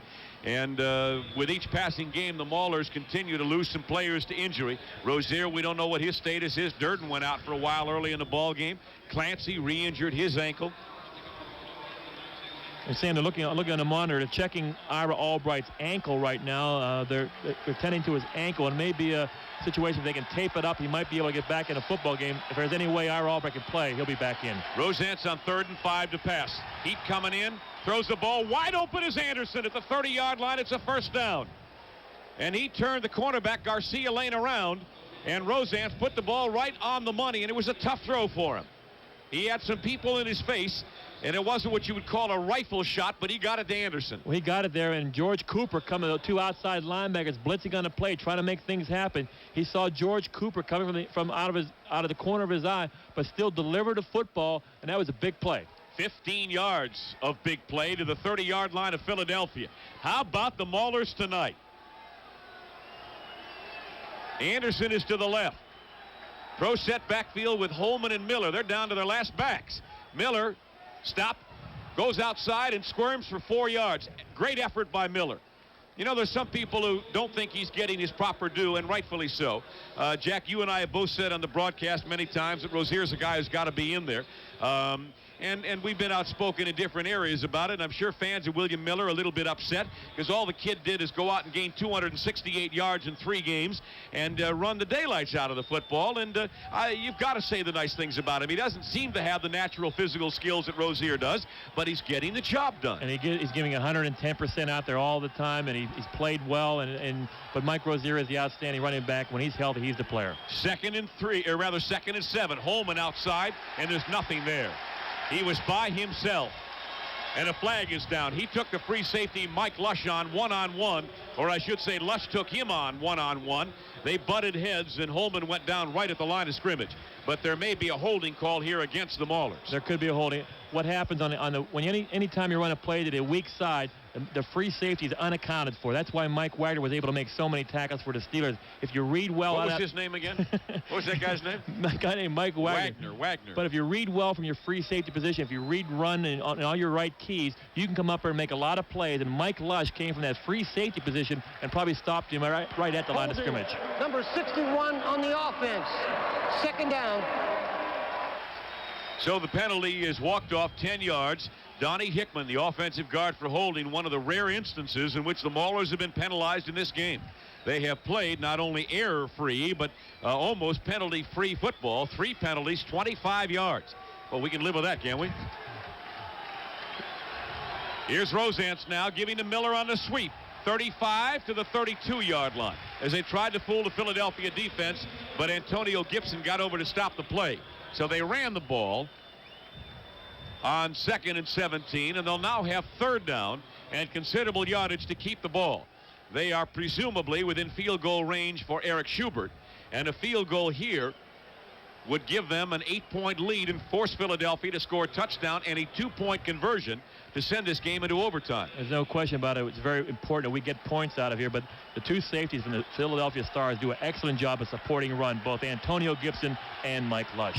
Under 11:45 to play in the 4th quarter. Here's Rosance. Now a little bit of pressure. They got him, and down he goes out of field goal range. Oh. Boy, did he take a bad sack there. Rosance back at the 44-yard line. Don Fielder, the youngster out of Kentucky, along with Pete Kugler, had the pressure on, and Rosance that time made a rookie mistake. He took himself out of field goal range and did not deliver the ball in the sideline somewhere. Or at least just throw the football anywhere on the field, ground it in the ground, down the field, anywhere near somebody. But that time he had pressure on both sides. He had nowhere to run with the football that time. He got a little impatient and just took the sack. So Swider will have to punt the ball from his 40-yard line, and he's kicking to Garcia Lane. Good snap from center, and here is the punt by Swider. It's a line drive. Lane goes over to field the ball at the 10, the 15. He skipped through a hole to the 20, and he almost got away. He was dragged down to the 29-yard line. A very bad punt by Swider. Very poor. McAdoo made the saving tackle. Swider had the whole field to punt to, and he just hit a line drive right down the center. And he almost gave Garcia Lane a chance to go 85 yards with it. As it was, he got 11 on the return. Sam, in that situation, you cannot let Garcia Lane catch the football. You got to put it out of bounds, try for the coffin corner. Don't put the football in his hands. So there's a break in the action. We'll return to the vet in Philadelphia right after this. Got nothing out of that drive. They kept the football for 6 minutes, 23 seconds, Jack, and holding the ball for 2 drives in excess of 6 minutes against Philadelphia here in the second half has really put them in good stead. The give is to Kelvin Bryant running off his own left tackle, and he gets to the 35-yard line, stopped by Ernest Adams. It isn't very often you can sustain a couple of drives against Philadelphia. Our offense line did a good job. The running backs, especially William Miller in that situation, was really running very, very hard. The sack by Tom Rosance really hurt that time. We were in Eric Schubert's range. Good news, Doug Holly back in the game. Ira Albright, an ankle injury. He may return. Here's Philadelphia now with the football and trailing by 5. They really avoided a bullet there. And Fusina stepped up in the pocket. He'll do some running. 35 to the 39-yard line. He's very close to a Philadelphia first down. The end of the sticks at about the 40, I think, Jack. And he showed some quickness that time, looking upfield. He got the first down. He saw they had an opening up the middle and went with it. Ike Griffin is out of the football game right now. He came off limping a little bit. Hopefully he'll be back in the game, but I'm looking at him on the sideline. He's limping very, very badly, and I'm not sure if he'll be back in. He's played exceptional football this entire game. So now the Philadelphia offense trying to get pumped up. They trail here 17-12 in the fourth quarter. Tight end is Steve Folsom, lined up on the left side.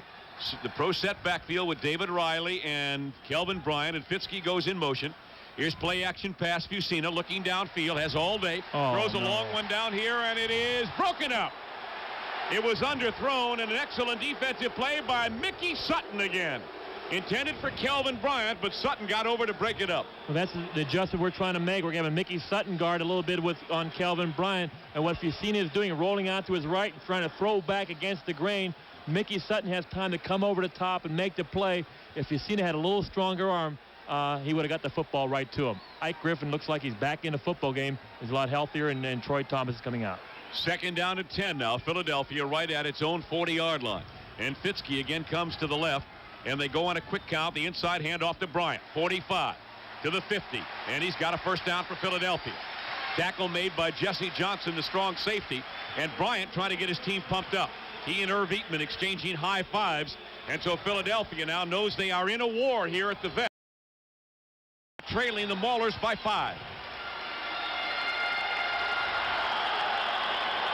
Willie Collier, and he got about 4 yards as he reached the 46-yard line of the Pittsburgh Maulers. Ron Freeman instrumental in making the stop there. It'll be second down and 6 now for Philadelphia.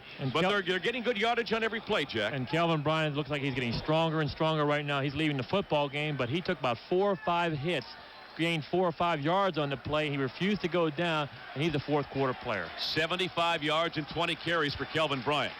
He's been an outstanding performer in this game. He's caught some long passes as well. Here's Riley for a change of pace. Bounces off one man. 40 to 35, the 30, the 25, and he's brought down from behind by Mickey Sutton at the 21-yard line. A great run by David Riley, who was cut by the Steelers a couple of years ago. And he showed a great nose for the hole. And one more time, our defense is the job of over-pursuing. We've got to make sure that the backside makes containment over there. Our right outside linebacker, Ron Freeman, has got to stay home. He didn't do it that time. Riley broke it to the outside, made a big play down to the 21-yard line. 24 yards on the jaunt by the former West Virginia running back. And now Philadelphia is in business at the 21. Here's Fusina, and a great defensive play by Crosby, who had diagnosed the give to Alan Harvin, and he was there when the handoff occurred, and Harvin loses 3. Now that's the kind of veteran leadership you need. And that was an all-out blitz. Good call by Joe Herring that time. Ron Crosby takes the inside on a tight end, takes the inside gap, gets up the field, and makes the play. And that's a big play by Ron Crosby. And now they got second down and 13, I guess, on a 24-yard line. From the 24-yard line, we are under 7 minutes to play in regulation. It is second down, 14, Philadelphia, and Fusina back to pass. His protection holding up. Throws one over the middle, and it is incomplete. And good coverage that time by Jerry Holmes, who followed the intended receiver across the field, Tom Donovan. And he really chased him across the field. Sam, you got to give all the credit in the world to our secondary today. They've done an outstanding job. Jerry Holmes, our right cornerback, is covering Tom Donovan. Tom Donovan ran the play on the other side of the field. That means Fusina had all day to throw the football. But Jerry Holmes broke it up on the far sideline. That's too much time for Fusina to throw the ball. Well, our guess was pretty good. We figured about 30,000 in the building. How many you think are here? 30,000. 30,102 to be exact. And they're watching Philadelphia in a shocker, trailing the Maulers by 5. 3rd and 14. Here's an all-out blitz on Fusina. He got rid of the ball, and it's caught at the 14. But that will be shy of a first down. The pass was complete to Willie Collier, the University of Pittsburgh product, but they come up 3 yards shy of a first down. What do you do, Jack Ham? Sam, it's going to be a big call by Jim Moore on the sidelines, down by 5 points. It's 4th down and about 3, and we'll have to wait and see, but I think he's probably going to go for it. They have called a timeout to talk it over. 6:35 to play in regulation time. The Maulers 17, the Stars 12, but driving. We'll be back. Philadelphia head coach Jim Mora has made his decision, and his decision, Jack, is to go for a field goal. Surprised? Well, I think he's has a lot of confidence in his defense that once they kick off again, that they will stop the Maulers and get the football back You have 6 minutes and 35 seconds left to go in the game. He feels that's enough time. And what he's trying to say is that I have a lot of confidence in my defense. They'll do the job for me, and we'll get the ball back for Fusina. David Trout will attempt the field goal for the third time tonight. This will be from the 21-yard line. Tim Reardon, the rookie quarterback out of Temple, will spot the ball at the 21. It'll be an attempt of 31. Trout is 2 for 2.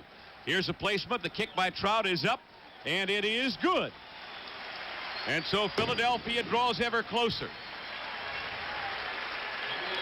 31-yard field goal. The drive 56 yards. They took nearly 4.5 minutes off the clock, but they still trail the Maulers 17-15. We'll be back with the Philadelphia kickoff in just a moment.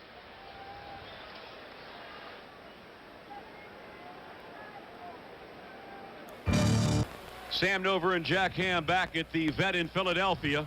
We have 6:32 to play in regulation time following the field goal. Here's David Trout with a line drive kick.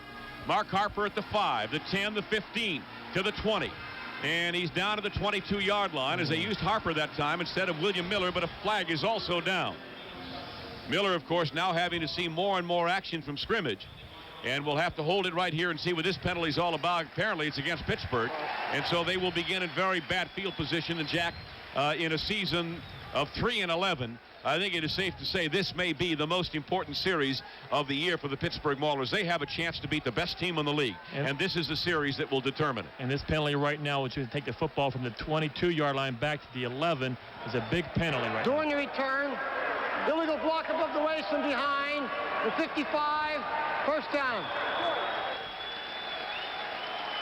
In the passing department, Roseanne's 11 for 16, 146 yards in the ball game, as compared to Chuck Fusina, 13 of 21 for 224. So Fusina's had a pretty good night. I think his stats are a little more inflated than I would have believed, although he hit Bryant Riley on a couple of long ones, or Bryant, both of them, in fact. Here we go. The Maulers, big series. If they want to come back to Pittsburgh with a victory over Philadelphia, they're going to have to do something here. Play action, Roseanne's. Delivers the ball out in the right flat. It's caught at the 17-yard line by Al Kimachik, the tight end, and I love it. I love it. Throwing it on first down. That's an excellent call. Right before that, I was going to say, I hope Ellis Rainsberger does not get conservative down here, because we got to move the football and get points. We can't sit on it right here. It was a good call, play action pass. It's just too bad Al Kimachik didn't stay in bounds and get upfield a little bit more, but there was some daylight there. Just the 6th reception of the year for the infrequently used tight end from Michigan State, Al Kimachik, but a pretty big play right there. 2nd down and 4. Maulers at their own 17-yard line. Miller and Holman in the backfield. Here's William Miller. He's got daylight, and he cut back and he was tackled. He had the first down, but he elected to try to get more, and Sutton drove him down at the 18. Sam, when you got a chance to get that first down, you got to make that play. You got to turn it back inside. And William Miller is not a physical running back. That's why he decided to try to use his quickness and go outside. The Stars did a good job of containing him there. Now it's a big 3rd down and about 2.5, I guess. 3rd down, a little more than a 2 at the 19-yard line. Pittsburgh leading Philadelphia 17-15. Heading for the 5.5-minute mark left in the 4th quarter. Here's Roseance to throw it. Throws one out on the left flat, and it's dropped by William Miller. Although in all honesty, I don't believe he would have gotten anything. Philadelphia had it diagnosed. They were setting up a little flare screen out in the flat for Miller, and he just dropped the ball, Jack, but I don't know if he would have gotten anything, although that's only conjecture. Sam, he had 2 offensive linemen out in front of him, but the Philadelphia Stars did a good job of reacting to it. But what he has to do is catch the football. 2 really mental errors by William Miller in the last 2 plays, not turning it upfield for the first down, and now dropping the ball out in the flat. Now we have to punt the football away. Garcia Lane at his 40-yard line, awaiting his punt from Larry Swider. Swider at his 5, and they're looking like they're coming for the block here. Good snap. They pull back, and Swider with a good spiral. Lane at the 40. Misses 2 tacklers. He's in the midfield at the 45, the 40, 35, to the 30, the 25, the 20, the 15, the 10, and he's out of bounds at the 8-yard line. Garcia Lane. Well, he almost broke one last time, and that time he did.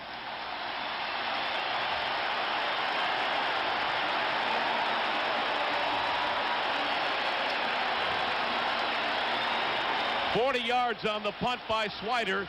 51 on the return by Garcia Lane. The only good thing about it is that he went out of bounds at the 9.5-yard line, so they're at the maximum distance, having to get it in the end zone without being able to get a first down. That's the only good thing I can say about it. That is the worst place you'd want to have the football, trying to punch it in, but Johnny Dearden came so close to getting Garcia Lane down there right around the 40-yard line when he caught the football. Special teams, again, is a big part of this football game. In close games, that's what wins and loses football games for you. And Garcia Lane is a big player for him. So here we go. Philadelphia now with the game on the line. They don't turn it over too much. Boy, now would be a dandy opportunity if they want to be generous. Here's a give to Kelvin Bryant to the 5, and he's still on his feet. I thought I heard a whistle. I think some of the Maulers stopped too. He got it to the 4-yard line. It just seemed like they stopped for a moment, like everything was in slow motion. One guy that didn't stop was Kelvin Bryant. He took that ball down around inside the 4-yard line, and right now the Philadelphia Stars are in control. If they can punch this one in, they're going to take the lead, but the special teams and that punt return by Garcia Lane is really the thing that set it up. From the 4-yard line, it is 2nd down and goal to go. They got Kelvin Bryant in the backfield, along with David Riley, and that big offensive line, 2 tight ends. Ken Donick along with Steve Folsom for blocking. They've got a wing to the right. And here's a pitch to Kelvin Bryant, trying to get outside, and he didn't get it. Good play by Adams, and who else but Mickey Sutton. And they drive him out of bounds at the 5. Excellent defense by Sutton and Adams coming off the line of scrimmage. Mickey Sutton is playing his heart out there. He's done an excellent job the last 4 or 5 weeks, covering people upfield, making plays on the running game. He's just turning into an excellent, strong safety, and has played well. Philadelphia now bringing some receivers on. They tried to run it in. They couldn't do that in 2 downs. So now they're going to have to open the offense a little bit. Collier's in there. Fitzke's in there. Getting off the field is Griffin. Here's a quick count. Fusina trying to get a free play. Throws it in the end zone. Touchdown, Philadelphia. To Willie Collier. And I think the Maulers simply got confused, Jack. They were, and he also has a penalty on the play of too many men on the field. One Mauler did not get off the field in time, and it's a big play for the Stars, and they take the lead. Fusina to Willie Collier, 5 yards. And Philadelphia has the lead again. And apparently they're going to go for 2 here.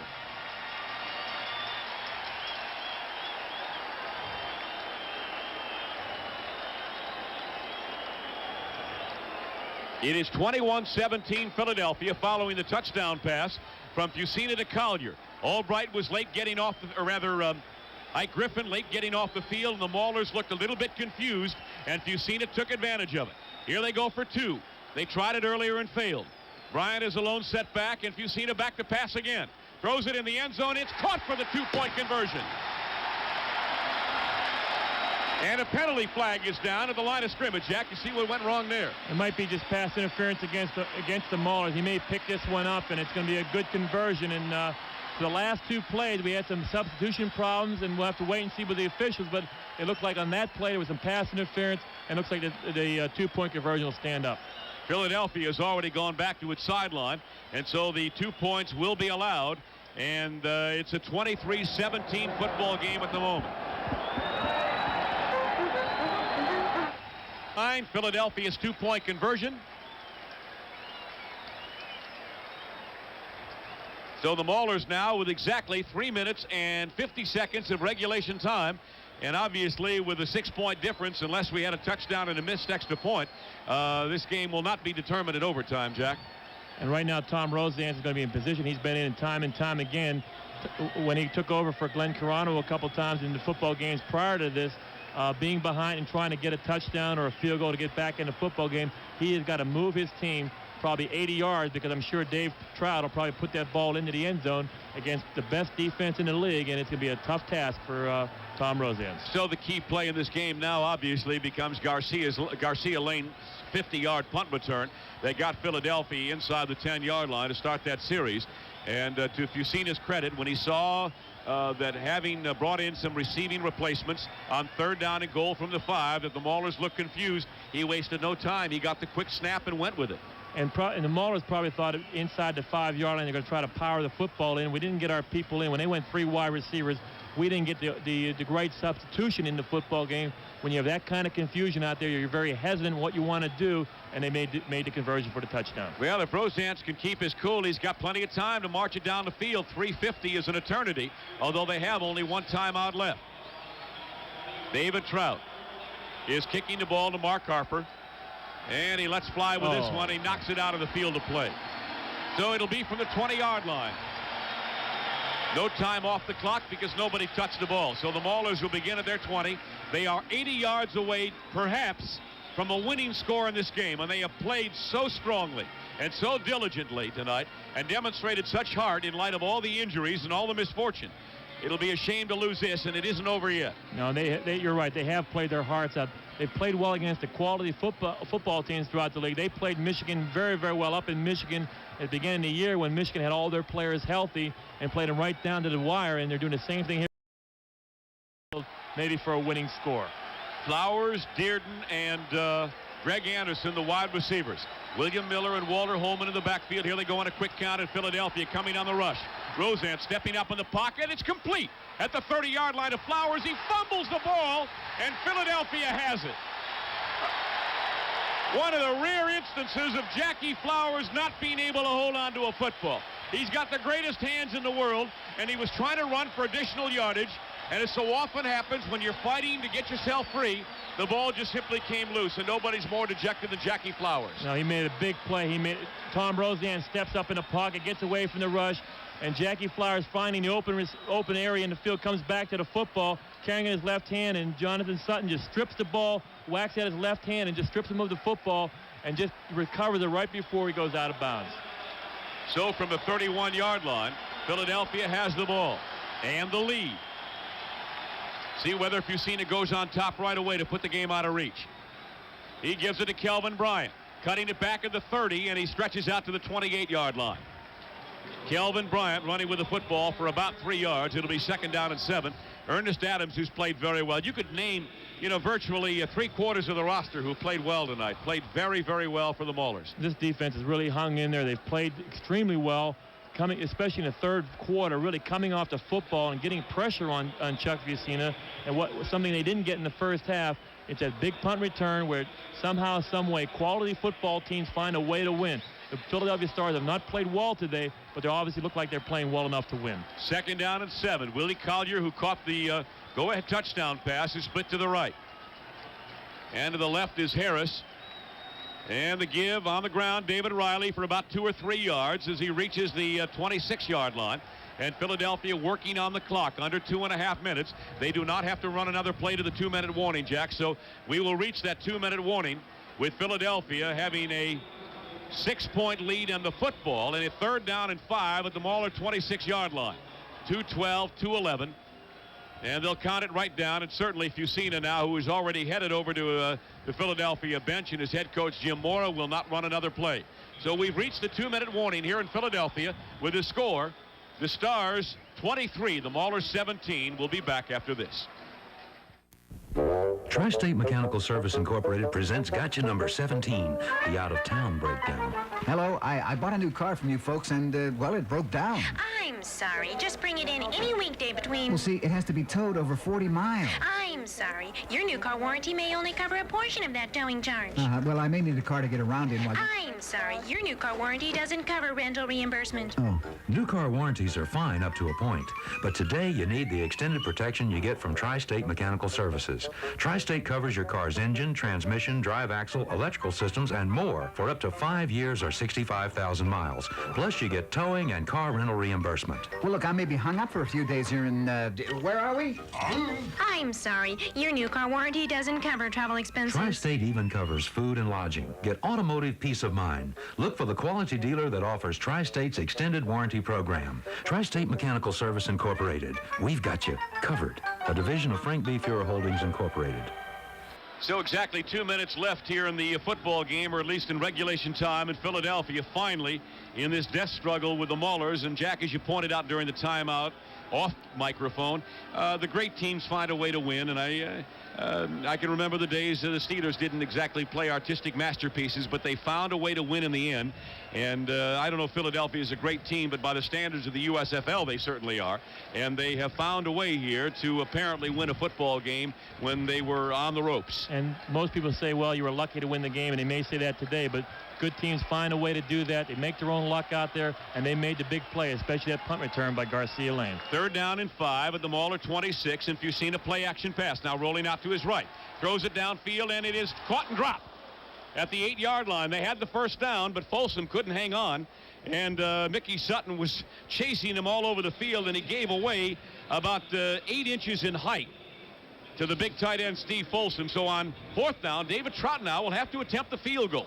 And that's, I would think, the best thing that could happen to the Maulers at this point. You can try the all-out block, and if you can block it and get the ball in and recover the ball, then you've got obviously some pretty good field position. But if Trout nails this, it's all over. There's no question, because if we do score a touchdown with a 2-point conversion, we only get 25 and still be a point short. So if he makes his field goal, it really would probably ice the game for the Stars. He's 3 for 3 tonight from the 33-yard line. An attempt at 43. Here's a placement. The kick by Trout is up, and it is no good. So he keeps the Maulers in the game. David Trout, it's an adventure every time he hits the ball. I remember from his Steeler days. Sam, I'm never going to leave for the locker room show, because in the last 2 minutes, so many things have happened in the football game with the Maulers where we had an opportunity to gain that we were really out of. And all of a sudden, we're back into it. An onside Don't you kick. worry. Giordano will fill till you're ready to go. We still have an opportunity right now. And I'd love to see Jackie Flowers redeem himself and make some big catches and move his football down for the winning score. Yes, sir. The Stars are not out of the woods yet. The Maulers are 74 yards away from a victory. They begin this drive at their own 26-yard line. They get a reprieve as Trout misses the field goal. His first miss of the day. It is 23-17 Philadelphia. 1 timeout left, and Roseanne's back to pass. Throws the ball on the near sideline. It's overthrown. Intended for Flowers into the bench, and a penalty marker, and it's a personal foul against Philadelphia. That's a 15-yard gain, roughing the passer, I believe. Sam, Philadelphia has really made a lot of mental errors today that really cost them yardage and big plays. That time, Tom Roseanne threw the ball in about the first row of the bleachers. No chance of reception. But one of the Philadelphia defensive linemen roughed the kicker, Tom Roseanne, and now we have a first down on the 41-yard line. Roughing the passer, number 67. A blow to the head. First down. That's your buddy, Mr. Kugler. 7 penalties, 84 yards against the Philadelphia Stars in this ball game. So from the 41 now. 59 yards away from a victory. 1:45 to play and 1 timeout left. And Roseanne's got to be loving the challenge here. He has performed very well. Here's a delay to Holman for about 5, 8, 9, stretches out to the 48-yard line. He got about 8 yards. I gave him 1 too many. So it's 2nd down and 2. The element of surprise, and he called 2 plays in the huddle. The Maulers ready to go again, Jack. And Walter Holman looked like he stopped at the line of scrimmage, did a good job of staying low, getting upfield, turning it upfield, and getting some extra yardage. Roseanne's now barking out his cadence at the line of scrimmage. 2nd down and 2.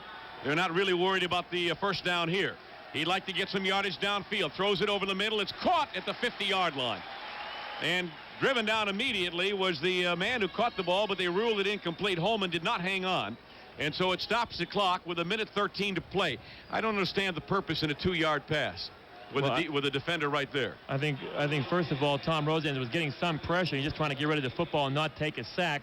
But give credit to Mills. Mills was the linebacker, and Walter Holman maybe heard some footsteps that time. Dropped the football, which he should have had for the first down. Now it's 3rd down and 2. And the Maulers have converted 40% today, which is certainly above their average, 4 out of 10. They'd like to make it 5 out of 11. 3rd down and 2. 1 setback as Anderson goes in motion, and Roseanne's back to pass. Fakes the short one, throws it downfield. It's over the head of the intended receiver. It was intended for Jackie Flowers to the 35-yard line, and Roseanne simply threw it too tall. And so the clock stops again at 1:08. And the Maulers are down to their last play, Jack. And Jackie Flowers was open down there right around the 38-yard line. If Tom Roseanne delivered a football to him, he would have had the first down. Now we've got to make sure we get the first down. 4th down and 2. And this is the big play of the game. The announcers for today's game were chosen by Sheridan Broadcasting, subject to the approval of the Civic Arena Corporation and the Pittsburgh Maulers. It has come down to this for Pittsburgh. 4th down and 2 at their own 48-yard line. Now they got to worry about the first down. Rosance, an out pattern, first down, and they stop the clock at the 39 of Philadelphia. And again, it was Jackie Flowers who's run that play pattern 3 straight plays, and this time he came up with a catch. And I don't think Philadelphia was sure what they were going to do on 4th down. He thought maybe they're going to run the football. Tom Rosance delivers the ball right to Jackie Flowers, runs the out pattern right in front of the defensive back, and Jonathan Sutton had no chance but other than to push him out of bounds. 39 yards and 1:03 to win the football game. It boils down to that. Here they come with a blitz. Rosance throws the ball downfield, and it's caught at the 10-yard line to the 5. Greg Anderson. Oh, my. And the Maulers with 1 timeout left at the 55. I don't believe it. 55-second mark. 33 yards on the pass from Rosance to Anderson. Did my voice crack or what? And I'll tell you, Greg Anderson makes an excellent catch. The coverage was right on him, maybe a yard behind him, and Greg Anderson makes the catch. All-out blitz by Philadelphia. Tom Rosance reads it and delivers the football right on the money, and we got a chance to win the biggest football game of the history of the Maulers. And the clock continues to run. The Maulers did not spend a timeout, and they have lost about 10 seconds here. We're down to 45 seconds. Anderson had to come off the field, and now the timeout is called by Rosance. Well, the confusion that reigned supreme when Philadelphia had a 3rd down is worked again when the Maulers got down deep in Philadelphia territory, and they just couldn't decide what they wanted to do. And Sam, we have a problem right now with 43 seconds left to go in a football game. We have no timeouts left. The clock will not stop because you cannot get a first down anymore. It's either going to be a touchdown, and you can't waste plays by throwing the ball out of bounds, not here down on the 6-yard line. I'm sure the Philadelphia Stars are going to come after Tom Rosance right here. They're going to try to put pressure on him. What I would like to see him do is roll out to his right and try to look for the receiver down into the end zone. If not, maybe tuck it away and run it himself. Do you think the Maulers will risk a run? Because they can't stop the clock again. No, I don't think they're going to risk a run. What they're going to do is put 2 wide receivers to one side of the field. Maybe try to run the play, a pick play we ran last week for a touchdown to William Miller. 2 wide receivers to the same side of the field, run them into the end zone and try to pick off the linebacker and get William Miller open for a touchdown. Rosance to this point 15 of 22 for 208 yards. And if you've seen a 14 of 23, 229, so they've been comparable tonight. And again, our great thanks to our crew here in Philadelphia. Tim Pearson, our statistician. Don DeBlasio, our spotter. Game was produced and directed as usual by J.C. Floyd, our traffic manager Michelle Jackson, Chief of Engineering Randy Dietrich, and our production director Tony Martin. The Maulers now with the greatest opportunity to make a mark in their first year of existence. They are 6 yards away from a victory and actually 6 yards and a conversion away from a win over the best team in the league. And they've got ample time. They can throw it in the end zone 4 times. Rosance back to pass on first down. Pumps, delivers a ball, and it's over the head of the intended receiver. Jackie Flowers at the goal line. I think he got a hand on it. And Tom Rosance delivered that football with a lot of velocity. He rifled that football and delivered it right before Jackie Flowers made his turn. They're double covering Jackie Flowers inside and out. They got Mike Lush inside and the cornerback outside, and that time with good coverage by Philadelphia. And 2nd down. This is 2nd down and goal at the 6-yard line. Despite the injury, or at least he appeared to be hurt on the great catch by Anderson to get him to the 6-yard line, he is back in the ball game. He hobbled off and he came right back on again. Durden is split wide to the left and Anderson in the slot to the left. And Flowers to the right. And here's Rosance fading back, throws it, and it is caught by Durden at the 4. He fumbles the ball. The flag is down and Philadelphia's got the ball. But a penalty marker is down, and so is Johnny Durden. And we'll just have to hold it right here and sort out this mess. Philadelphia came up with the ball, but a flag is down. And the penalty is apparently against the Maulers. Sam, if they call offensive pass interference, which is the first time they have called that in the USFL this year, I think they call offensive pass interference, and I'm not sure who it is against. And Durden is still stretched out at the 5-yard line. We have the opportunity to see it again on replay. Rosance delivered the ball. Durden was down. He had slipped. He caught the ball, had it knocked loose. Philadelphia recovered, and I don't see the infraction anywhere. Sam, wait for the official's call. Philadelphia is apparently going to win this football game. Jack, you better get down to the locker room, buddy.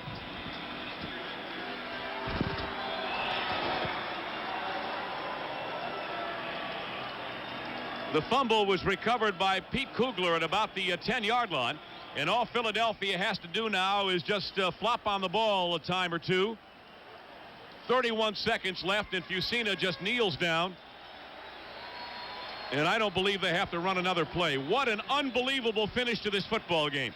Johnny Durden caught the ball at the 4-yard line. He fumbled the ball. Philadelphia recovered. The penalty marker was called against Pittsburgh for offensive pass interference, apparently. But it was a moot point because Philadelphia had recovered the fumble. And this football game, ladies and gentlemen, is over. And the Maulers have put on, even in defeat, their most gallant effort of the 1984 season. The final score, the Philadelphia Stars 23, the Pittsburgh Maulers 17. Tony Giordano will begin with our post-game activities right after this commercial break. Gary Player for Sheraton Lakeview.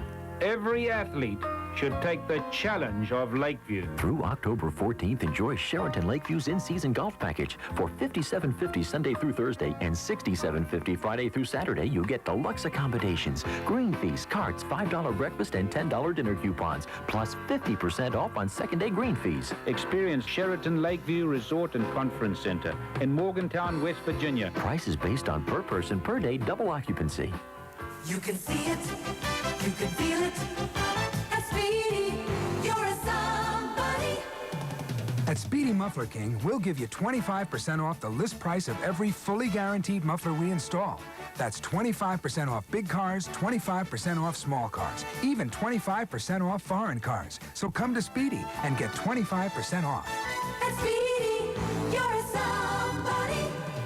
Check your yellow pages for a Speedy Muffler King near you. Introducing the smooth, clean taste of the mountains.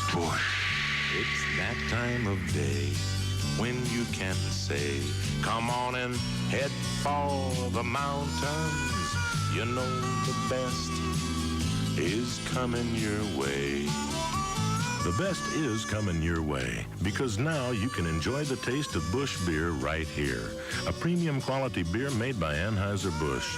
Busch is brewed just one way, the natural way, for a taste as smooth as its name. Busch. Head for the mountains. Head for the mountains. So come on now, don't just reach for any beer.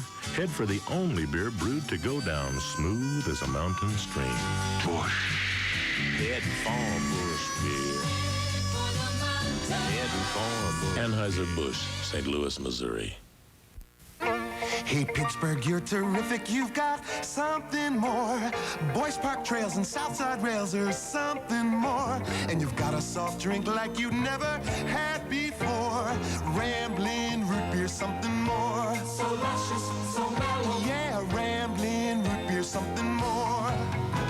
A weekend lark in Mellon Park is something more. A Monongahela paddle wheeler, something more. And you've got the richest, smoothest treat you'll ever pour. Rambling root beer, something more. The Maulers when you know you're into something more. And rambling root beer, something more. So creamy, so foamy, so hearty, so zesty, yeah. Rambling root beer, something more. Ramblin' Root Beer, as always, caffeine-free. Rambling root beer, something more. A product of Cameron Coca-Cola. Today's game was brought to you by Frank B. Fuhrer Holdings Incorporated, including Tector, Tri-State Mechanical Services, and Frank B. Fuhrer Wholesale Distributor. By Foodland, where you save the most on the brands you want. By Cameron Coca-Cola, bottlers of Ramblin' Root Beer. By your Pittsburgh area Dodge dealers. And by Burger King, where the burgers are flame broiled. Aren't you hungry for Burger King now? Maulers Wrap-Up is brought to you by your participating Greater Pittsburgh Ford and Lincoln Mercury dealers, lifetime service guarantee. Hello again, everybody. I'm Tony Giordano with you on the Wrap-Up Show. The Pittsburgh Maulers, gallant effort tonight, but losing to the Philadelphia Stars 23-17. And we'll recap the second half action for you. The 56-yard field goal by Eric Schubert, which ended the first half, must have inspired the Maulers. On the second half opening kick, Maulers' special team pinned the Stars at their own 12. Philly couldn't move it and punted to the Maulers, and Pittsburgh got excellent field position at the Stars' 46. Maulers could not move too, but Larry Swider nailed a punt out of bounds at the Stars' 10. So once again, Philadelphia had terrible field position at its own 10. The Maulers defense stopped the Stars again on 3 plays. Sean Landetta hit a 50-yard punt. Mark Harper called for a fair catch. He made it, and he was hit by one of the Stars. That mistake, roughing the fair catch, was called. Was 15 yards, and the Maulers added to the Maulers' cause. So the Pittsburgh Maulers had the ball again inside the Philadelphia territory at the Stars' 47. Maulers picked up a first down on the ground. Then a personal foul penalty against the Stars moved the ball to the 21. Rozier gained 2 on first down, but Ira Albright was called for holding on the next play. However, that penalty did not stop the Maulers. Donnie Hickman stood up and pointed something out to Tom Rosance in the defense immediately. So the veterans trying to help out the young quarterback, Rosance. They all come on the blitz. Rosance gets outside the pressure, looking downfield, throws the ball down the field, and it is tipped away. Touchdown! Jackie Flowers, what a great catch. I thought somebody had gotten a hand on it. The defender was Jonathan Sutton, but Flowers put that ball away so quickly it disappeared from my eyes. That 29-yard touchdown pass from Rosance to Flowers and the extra point from Schubert gave the Maulers a 17-12 lead over the Stars. Maulers looked as though they would up their lead the next time they had the ball. Pittsburgh began a drive from its own 17 late in the third period. But there were 4 key plays on the drive, and all 4 occurred on third down. On 3rd and 5 from the Pittsburgh 22, Walter Holman got the first down. 3rd and 5 from the 34, William Miller caught a 6-yard pass from Rosance for a first down. And on 3rd down from the Philadelphia 45, Rosance hit Anderson for 15 yards. Things were going the Maulers' way. But on 3rd and 12 from the Philly 32, Rosance was sacked, and that knocked the Maulers out of field goal range. Philadelphia came right back to narrow the Mauler lead to 2 when Dave Trout kicked a 31-yard field goal. That made the score 17-15 Maulers. The Stars got a 25-yard run by West Virginia's David Riley on that drive. After the Stars stopped the Maulers on their next possession, Swider was forced to punt from the Maulers' 18. Garcia Lane at his 40-yard line awaiting his punt from Larry Swider. Swider at his 5. And they're looking like they're coming for the block here. Good snap. They pull back.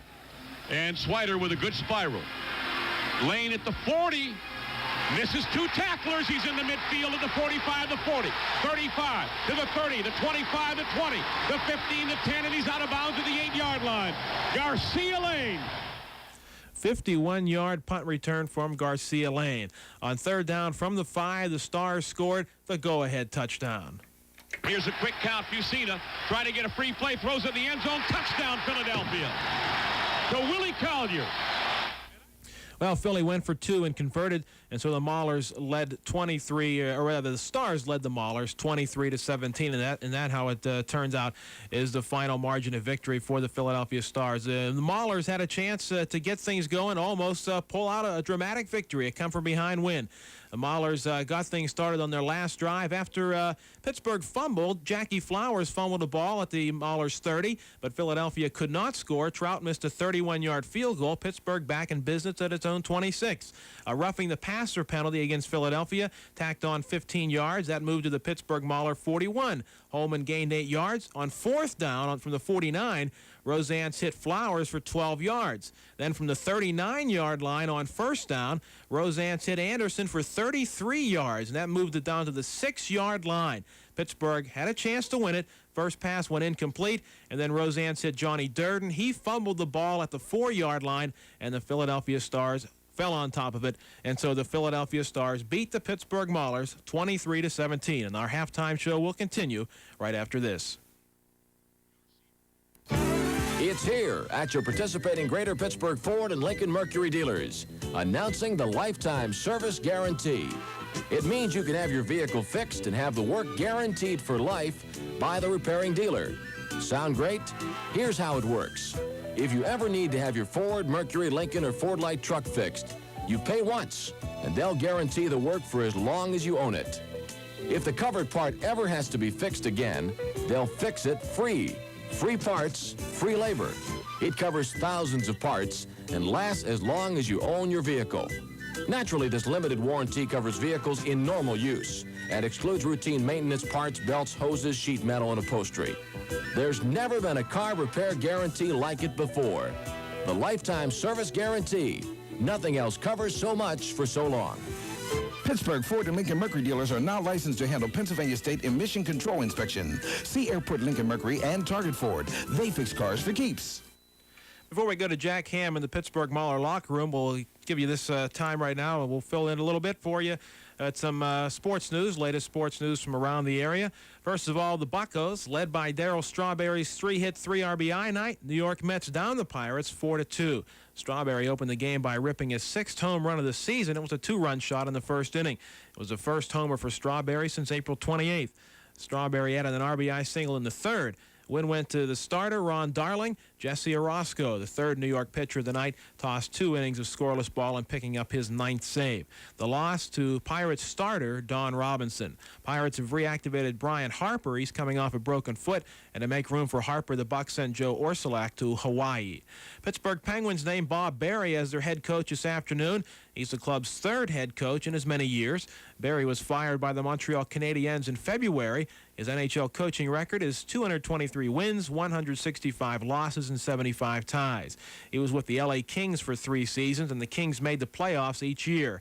Berry replaces Lou Angotti, who will become the Pens' director of pro scouting. Major League Baseball on the scoreboard, final from Los Angeles, Cincinnati beating Los Angeles 3-1. In the American League, Baltimore beat Milwaukee 6-0. Mike Boddicker, a 4-hitter, he's now 7-4. The Birds had 5 runs in the 2nd inning, back-to-back homers by Cal Ripken and Eddie Murray. Oakland beat Cleveland 7-3. Seattle over Kansas City 7-1. The Yankees beat Boston 8-3. Atlanta Braves will probably be without 3rd baseman Bob Horner for the rest of the season.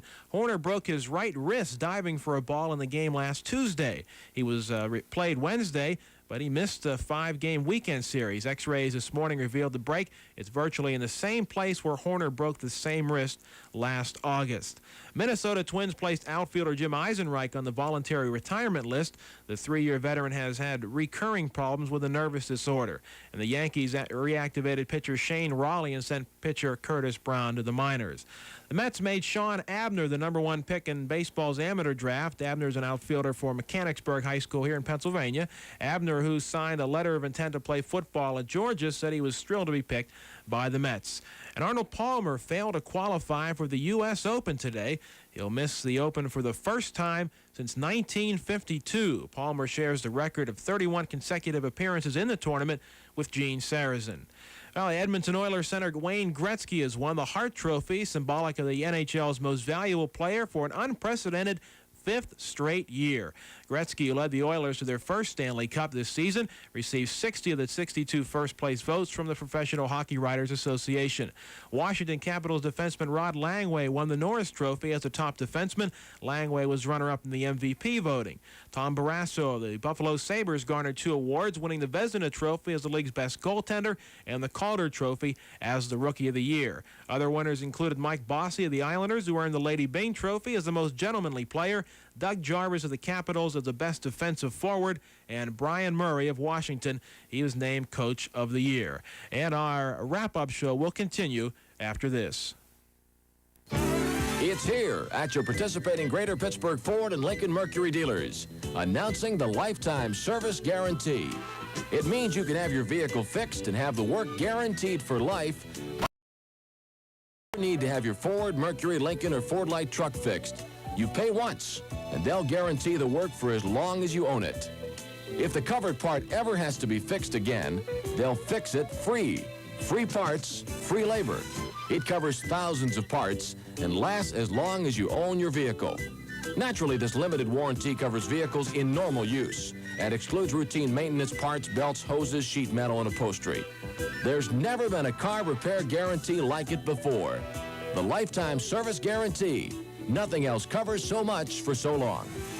Pittsburgh Ford and Lincoln Mercury dealers are now licensed to handle Pennsylvania State Emission Control Inspection. See Airport Lincoln Mercury and Target Ford. They fix cars for keeps.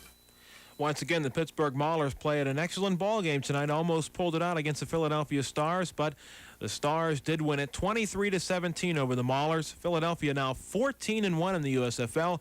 Pittsburgh Maulers go to 3-12. And stick around, Jack Ham and the Locker Room Show is coming up. But first, let me remind you, the Maulers wrap-up was brought to you by your participating Greater Pittsburgh Ford and Lincoln Mercury dealers' lifetime service guarantee. Jack Ham and the Locker Room Show coming up in just a minute.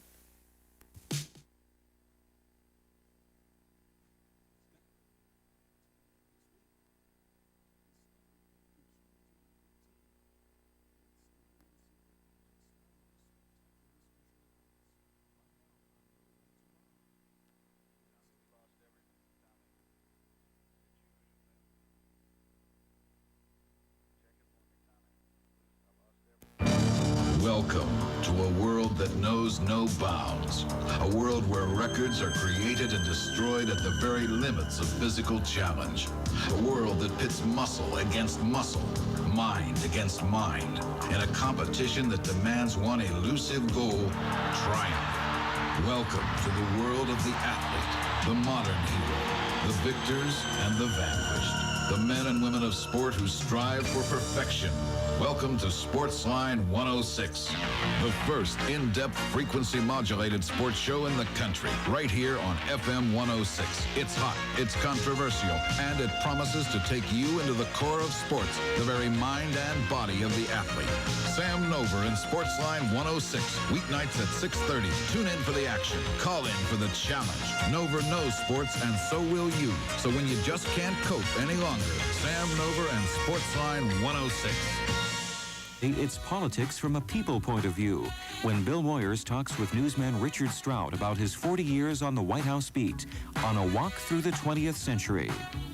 Then a TV reporter finds herself right in the middle of a murder. Can you spot the culprit? Don't miss Quiet as a Nun on Mystery Thursday. And the one and only Ray Charles makes his special kind of music in a performance you won't want to miss on Austin City Limits Saturday night. It happens all this week and only on your community television station, WQED 13. So discover a new kind of television tonight. Discover WQED 13. Now it's time for Jack Ham's Locker Room Report, brought to you by Scorecard Harry's, Pittsburgh's first true sports bar and restaurant. This is Jack Ham in the Mauler locker room after their 23-17 defeat to the Philadelphia Stars. And my first guest is not an offensive or defensive player, but a special team, is Eric Schubert. And Eric, the big kick you made at the end of the first half, the 56-yard field goal, that tied the longest this season, and it was 1 yard short of the USFL record. Going in, do you think you had a good shot of making it? I was hitting up 57 in practice, and I really didn't know how long it was, so I just, we ran out, was hurry up field goal, and we just ran out there, and I just got back 7 yards and just put it through. What was it prior to the 56-yarder? What was your longest in college? 48 was my longest. Well, I had a 55 in the spring game, but when I was playing at Pitt, it was 48. You tell me about, before we got on the air, you've been kicking a lot longer in practice. What are you capable of kicking, and what do you feel that you're confidence in kicking out there? Realistically, I could probably hit from around 60. In practice, it's a lot different than going from a line and, snapping a hold. Practice, you can just go out and let it all hang out and just, boot the ball. But, I'd say 57 to 60. During the week, you don't practice with the kicking team. Don't you just practice by yourself? Because I was really amazed at we were able to get on the kicking team with no timeouts left, with 3 seconds left to go and a half. I was amazed the coaches were able to get everybody out on the field, get reported, and get it off. We go over that. A couple times in practice, we have a hurry-up field goal team to make sure, we're ready for when a game time situation, if it ever happens. And we practiced it 3 times. We even practiced it yesterday in practice. So I guess, everything worked out fine. Just a few minutes before we went on the air, George Hiddleston came over and congratulated you on a good game. Last week you had some problems. It was just the first time out. We had some problems with coordination between the holder, Larry Sweater, and yourself, or what was the problem last week? It was basically me rushing. Larry's a great holder, one of the best I've ever had, and I was going too fast, and when I go too fast, I lose concentration, or I pick my head up, And all week I just really concentrated on keeping my head down and following through, and that's the key to the whole game. Is it like a golfer's swing? I mean, you got to keep your head down, not look at the uprights, and just concentrate on the football? Yeah, it's exactly the same.